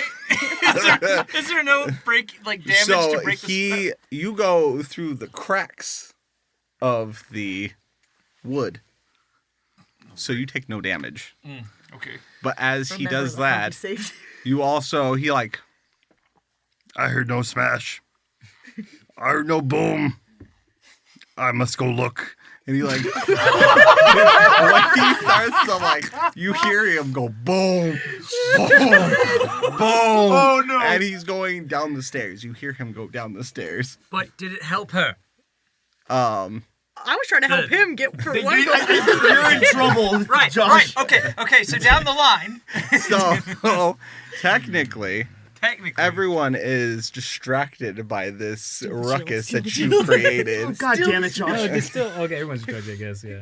So if you do a sleight of hand check, I will let you steal it. Nope, I won't do it. You know? No. Too ethical. Or are you gonna put the Yeah, if everyone leaves, I'll just leave this here. You are really good. You are so good. Unbelievable. So you now revert, but you are prone. So what do? You hear the and you start to see the feet of the creature that just threw you down a flight, or that just put you down a story. Okay. You know what? In this case, I will use magic to disguise self. Okay. To a even prettier elf. Okay. Why prettier? Anything else? Because that was the first thing he saw with red hair. Okay. As he comes up to you, nah, you're not the other pretty elf that I like. Never mind. I will go talk to Granny instead. Maybe she might be able to find the other one for me. I get up in the morning. He hands you a bouquet of flowers. If you find the other one, can you give him these? Oh my god! Of course. He'll be my new lover. And he walks away all sad. Well, I've had worse. Oh my god! What? To change it. Let's Well, I go upstairs next. and Okay. I have I'm carrying armor and Okay. I'm carrying gold and I found a sack and I'm carrying the rest of the money I have that I'm gonna spend. And I'm just hello? Anyone here? Oh, you hear and as you do that, you feel air, just hot air, hit your shoulders and the back of your neck. Ooh. Is that a red dragon? I need you to roll a perception check for me, please. Ooh. Alright, and 15. Okay. As you turn around, you see this large black minotaur with these large, elegant, white ivory horns. Wow. With a large obsidian horn through his nose. Wow. What's your name? I was told that you make great axes. I'd love to see them. And he makes, you can tell he makes the shape of an axe with his hands. And he grabs one, a tiny one and a large one. Do you have any special tiny ones? Ones where I can move very freely with? He grabs these two black-handled ones. And you have 2 + 1 axes. But he writes down the price. It's 1,000 gold. Oh my god. Oh, from what my friends have told me, I don't think that's enough for me to spend. Enough for you to spend? He starts to grab axes off the shelves and throw them in front of you. And he writes off another price of 10,000 gold. How much? Hold on. How much could I get for all this? And I give him the silver and copper or the silver I have, but then I go, and this one too, and I put 1 gold piece on top of that. So as you do that, he grabs a single hand axe, and he just puts it in front of you. Anything special about it? Nope. No, nothing special. It's just a normal hand axe. Oh, I really liked axes when I used them. Do you know how to maybe, I don't know, put my dad in one of these weapons? He like looks at you, and he like pulls out this. There's like this like slab. He opens up and he pulls out a slab. And there's a body there. What? What and he pulls up it's just a dead body. Oh and he pulls out the hand axes and he puts it inside the body.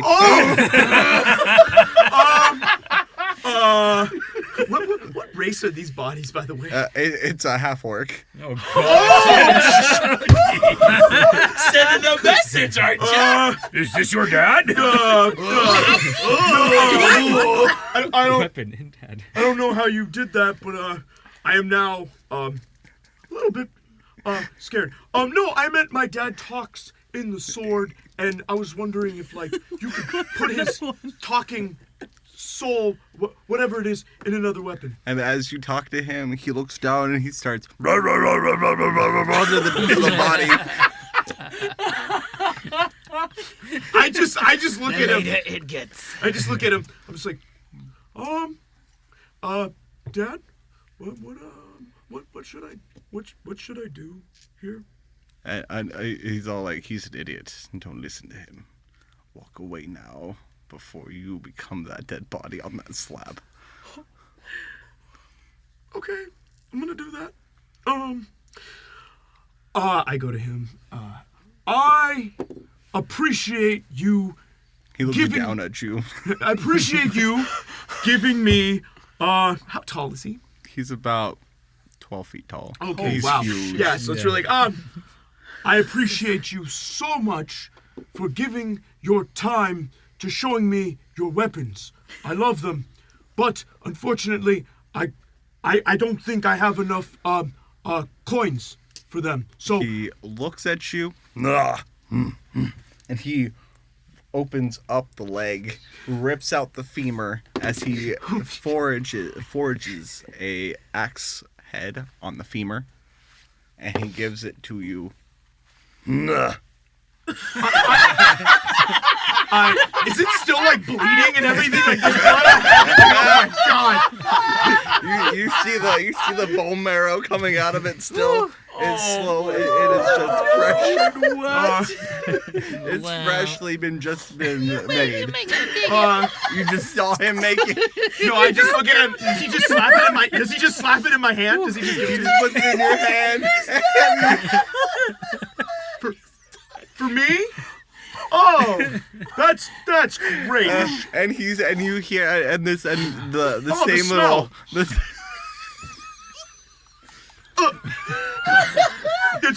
It's great. I enjoy it.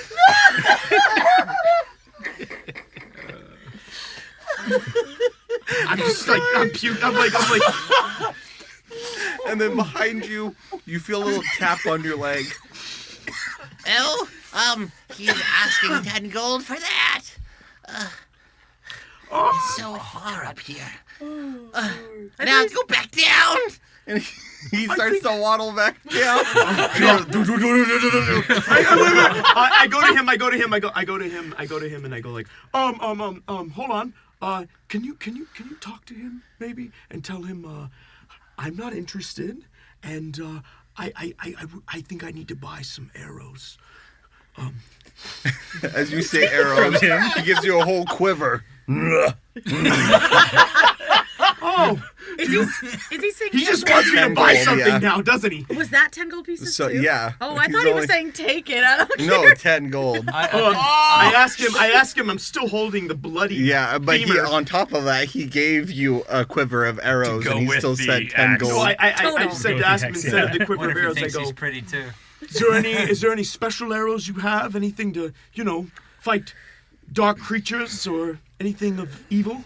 He makes a sigil, like almost like a picture with his hands, and he's like,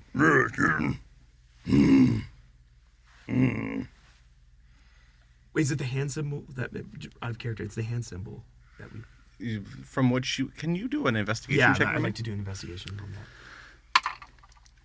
10. Yeah. It's not very. Yeah, it's not gonna be good. It's fine. Yeah. It 9. wasn't a very high. So you can tell that he's symboling with his hands, almost like sign language. Very bad sign language, but he is telling you need to go to a cleric. Okay.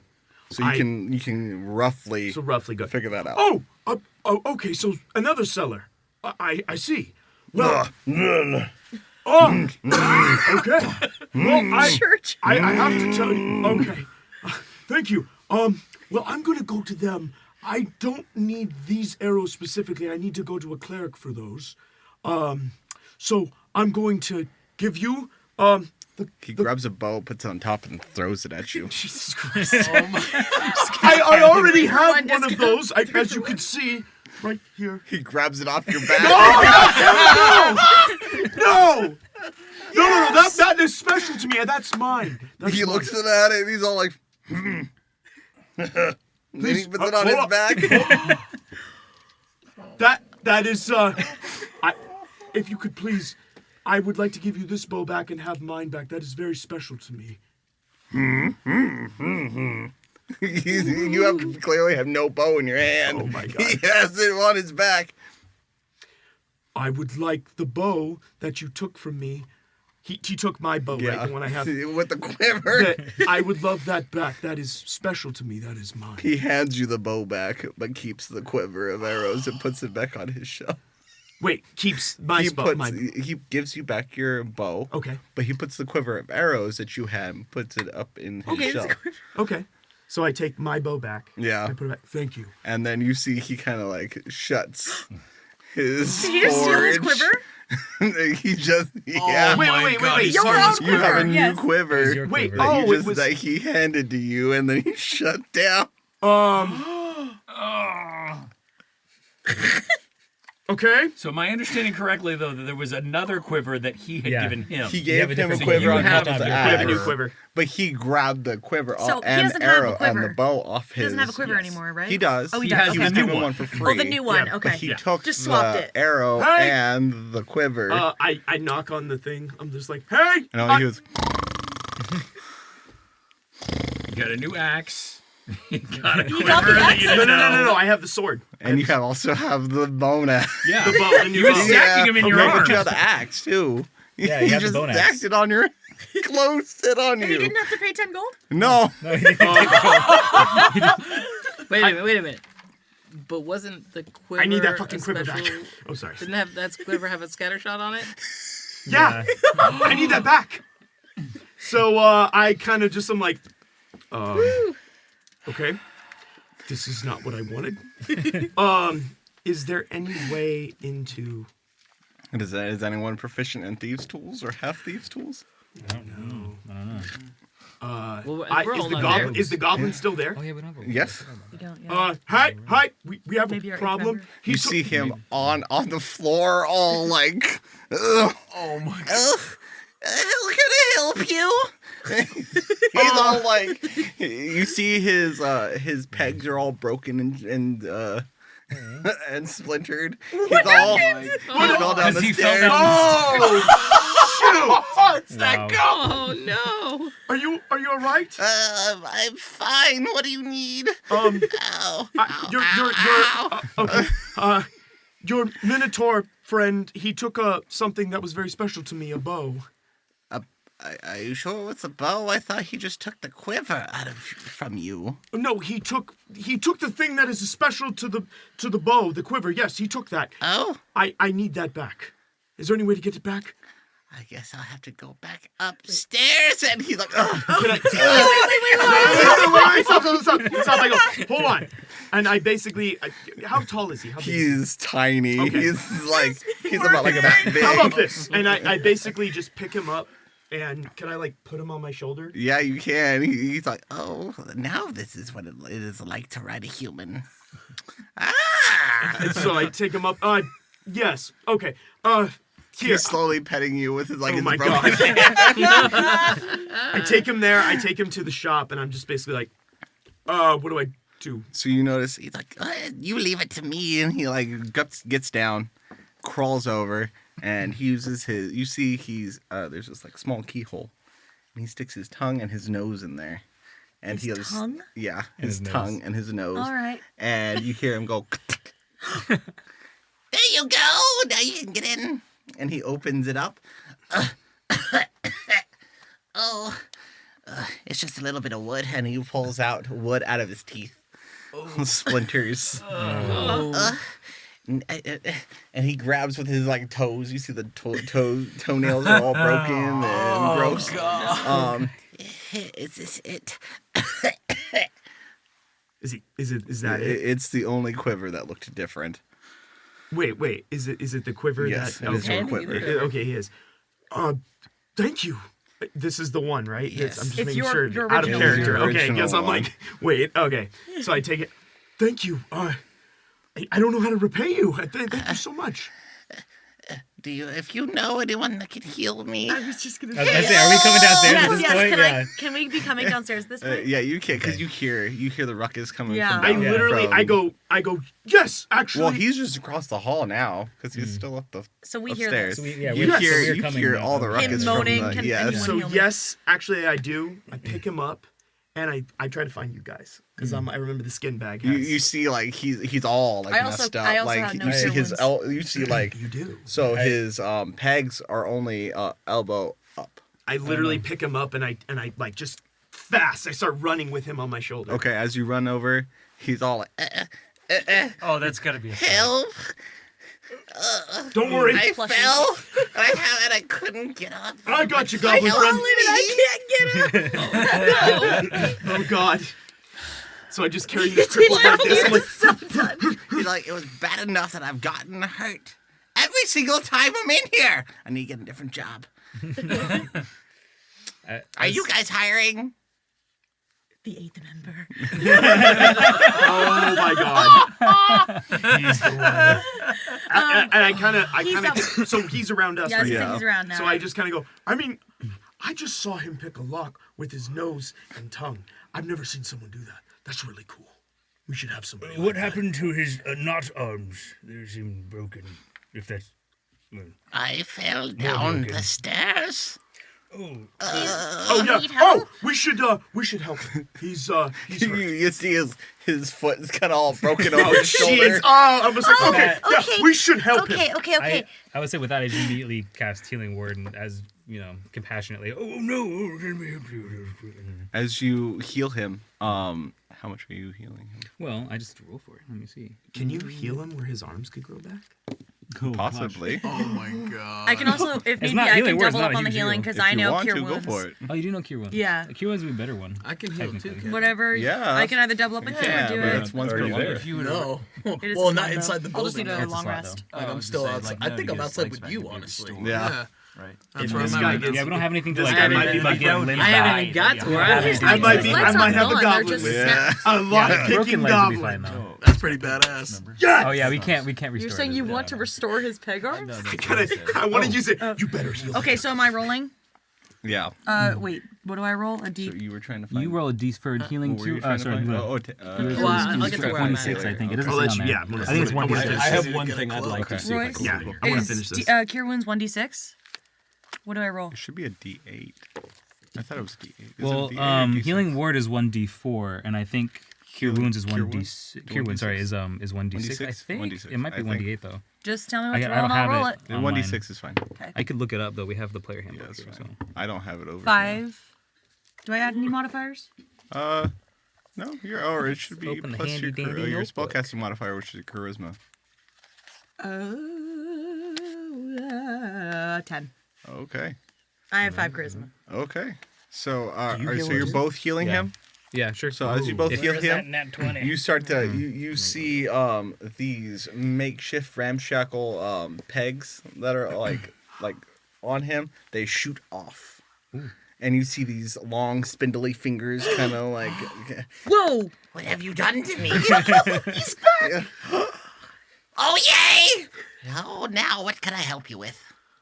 Well, Can I go with you? That wasn't what I meant to do, but I'm really happy that worked out. I literally turned to these two. I'm like, can we keep him?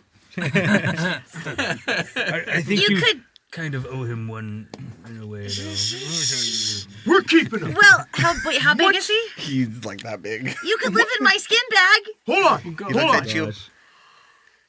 Is that the same bag that keeps getting talked about around the shop that you cut off someone's? Between you and me, I didn't actually do that.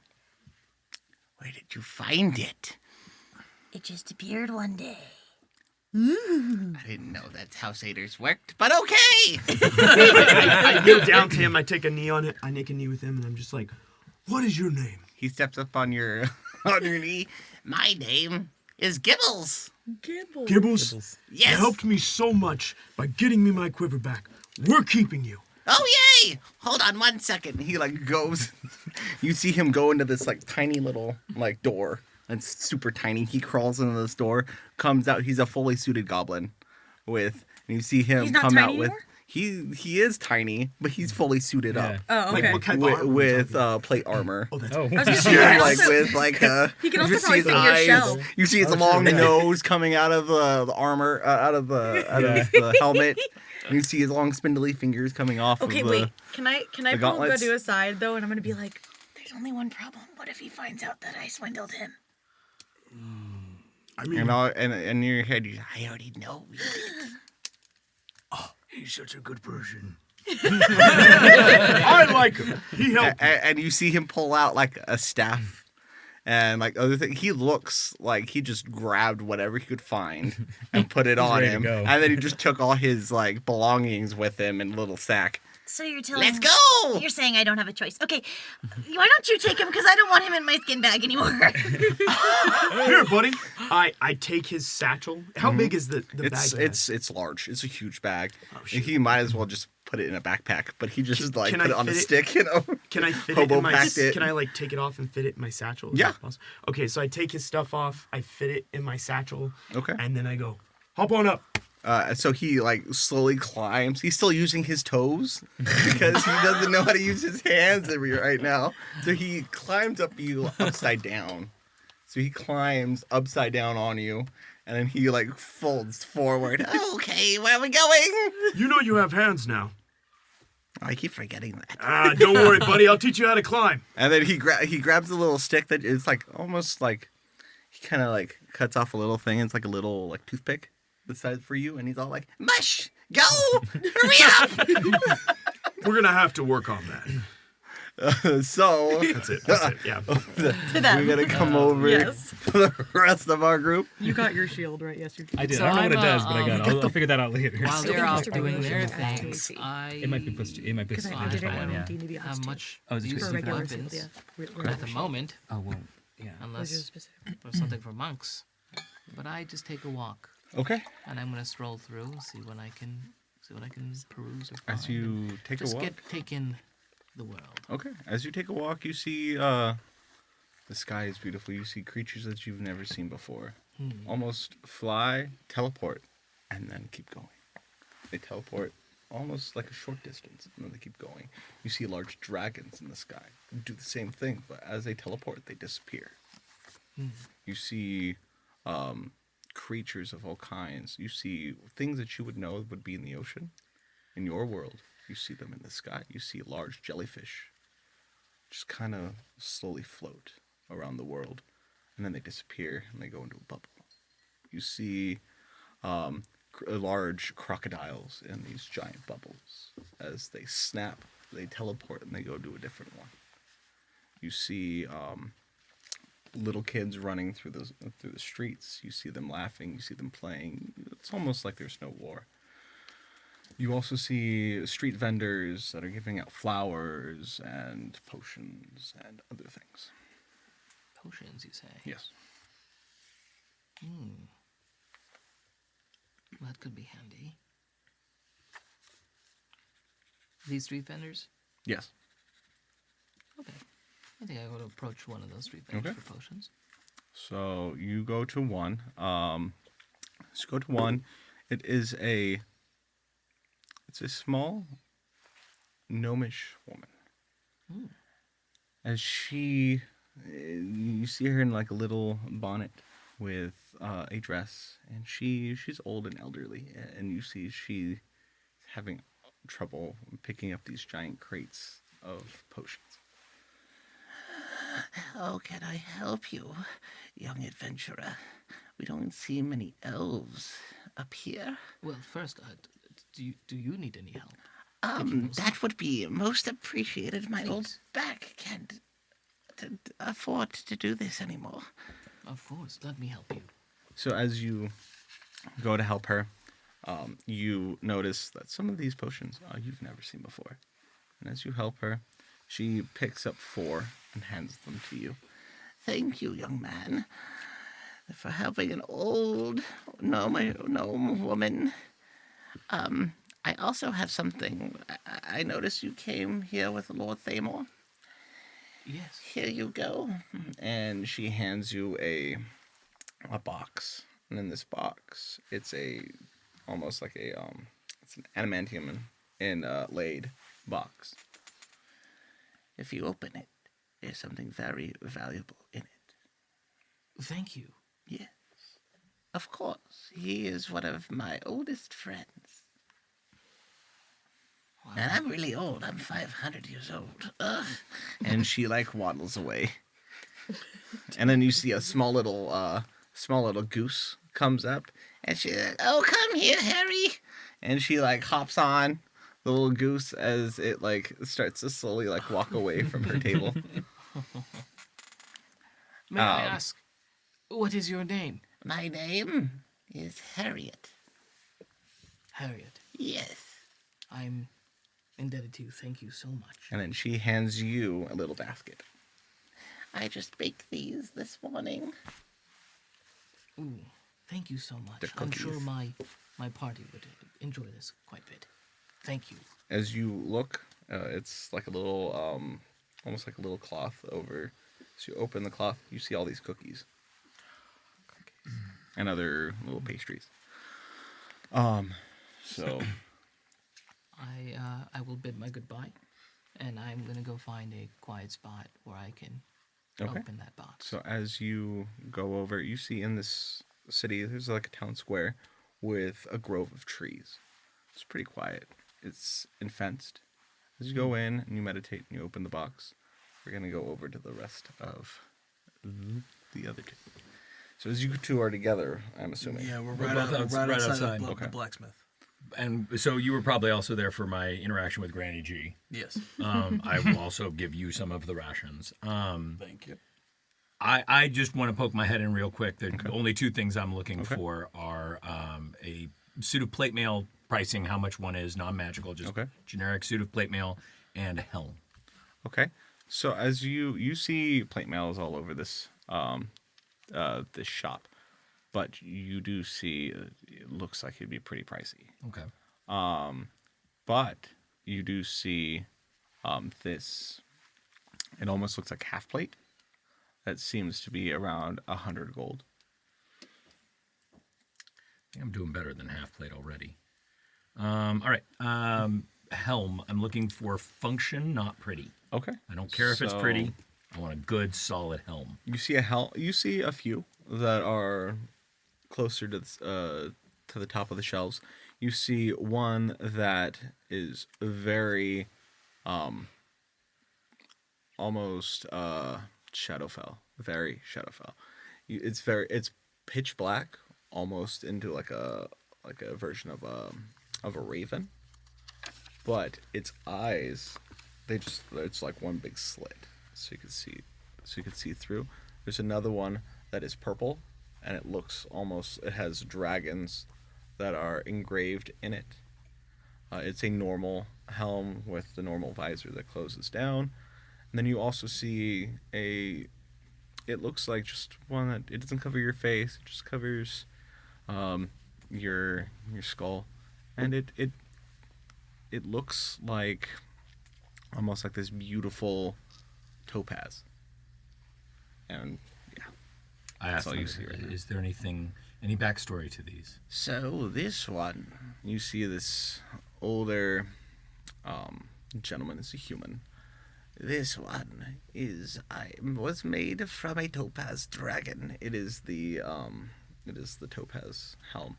This one came directly out of the Shadowfell. It took me so long to find the resources to create it, but once I was able to, the Shadow Kai helped me forge this. And then the purple dragon the purple helm is from a void dragon. Be very careful of those creatures. They are the apex predators of these lands. Do any of them have abilities other than the standard helm? So, with the one from the Shadowfell, you can see in magical and normal darkness. The topaz, you have a resistance against necrotic damage. And the purple dragon one allows you to see illusions. See-through illusions? See-through illusions, yes.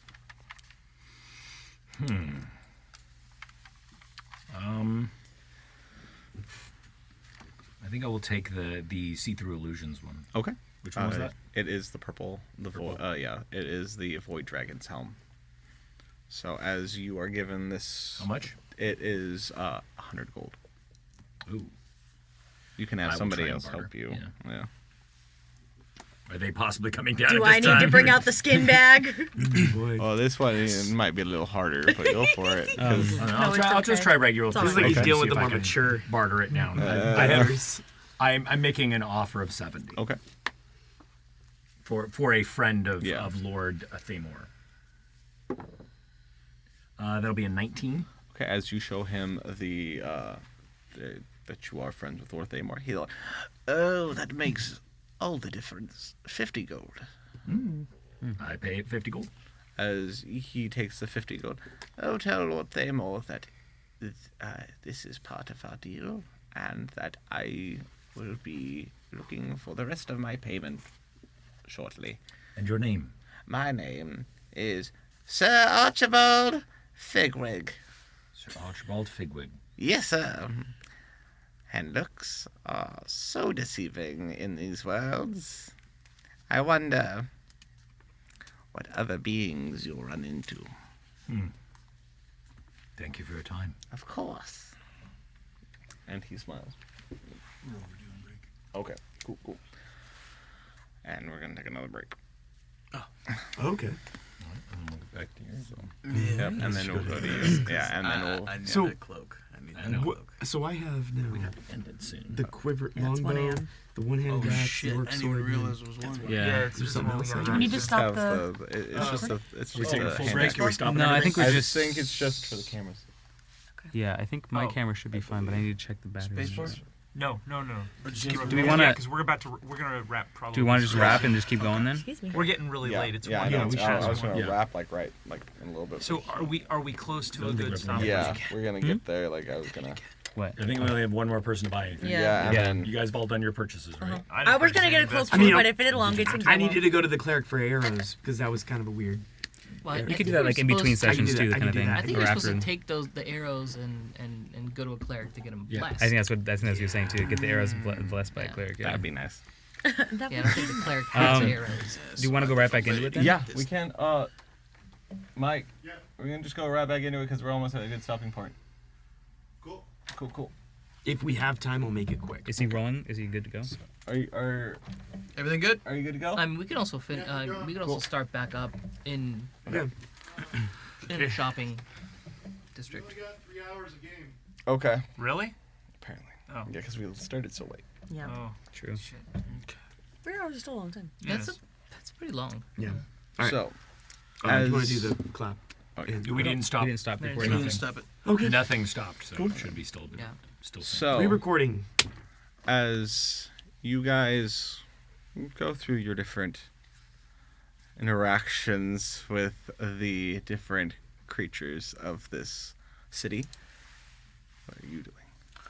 I am going to a tailor to go get myself a cloak. Okay. I walk into the tailor shop. Okay. As you walk into the tailor, you see this lady, very hunched over with long, like almost dead and fried black hair.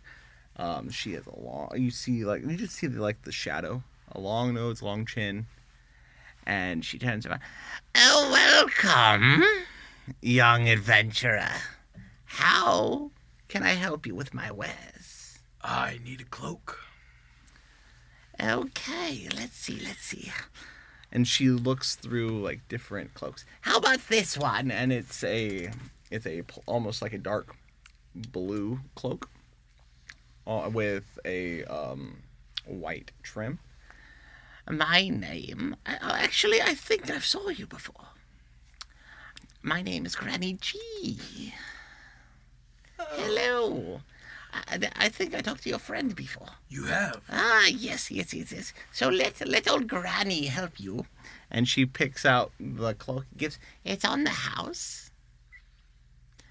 And I will also, if you go to my home, that is also in Blackwood, I will be there soon, within the end of the month. Oh. And I would be able to help with all your magical needs. Me and my sisters would love to have new people for company. Yeah, that's what I'm thinking too. I don't have that reaction as character. That Yeah. player having a reaction. But I also know you've come with multiple people. That Lord Thamor was talking about having some adventurers come up here. Do you know one? Is Aenelius with you? You mean that sorcerer? Yes, the sorcerer. Yes. He is with us. I've seen him in my visions and in our dreams. Yes. Bring him to me, and I shall give you 200 gold. And she shows you the gold and she pulls out a chest. 200 It has 200 gold in gold? it with crystals that are coming out of it, and you see gemstones and scrolls and other things that are inside this little small chest. Can I roll an investigation check to make sure this shit is real? Yes. Okay, thank God. Let's see, investigation check. You got baggage? You know what's going on here? You got some baggage? 15. It's sorry, real. 14. It's 14. real. Okay. And then she's like, "Oh, if that hasn't helped you, let me do this." And she grabs a little, looks like a little, like tankard. It has platinum in it. And she puts it in there. How about that? That is 200 platinum. That's a bounty. For Aenelius. And she pulls out a locket of hair. Is there a particular reason why you And want she's a scumbag sorcerer started to, like him? Pet the Is it the his lock hair? of hair. Oh gosh. Yeah. How? Well, I will tell you, on his journey from his college, he went unconscious. And I was the one that found him when I was wandering. And I helped nurse him back to health, and I took him back to Baldur's Gate. Oh, at the beginning of all this. So that's how we Yeah, ended at Baldur's Gate. Yes, only him. I don't know about the rest of you, but him I took special interest in. Well, consider it done. Oh! I almost said I was going to go with you, and I didn't, and I'm regretting it. Consider To it stop him or get in on the done. cut? Don't know. With all of this involved, correct? Yes. Including the cloak. Yes. And the lock of hair. Well, you get the cloak for free. At It least is sweeten the fine, deal, man. As Come on. long as you bring him to us. Me and my In sisters. Blackwood or here now? In Blackwood. Granted. Thank you. And as you start to see her, her form is very, so she has long, spindly fingers with these broken, jagged Cringy. fingernails and hair coming out of her knuckles, with like little tufts of hair that come out of her face, almost like a little mole that has like multiple hairs. And you start to see this like she like smiles and these jagged teeth. But she's missing these. Thank you. Beautiful. And then she hands you this this box with a rose in it. It is my gift for you, and you give this to Nelius. It is a gift from me and my sisters. Tell him it is from a secret admirer. Oof. That's a fun little party. Can I ask you a question, Brookdale?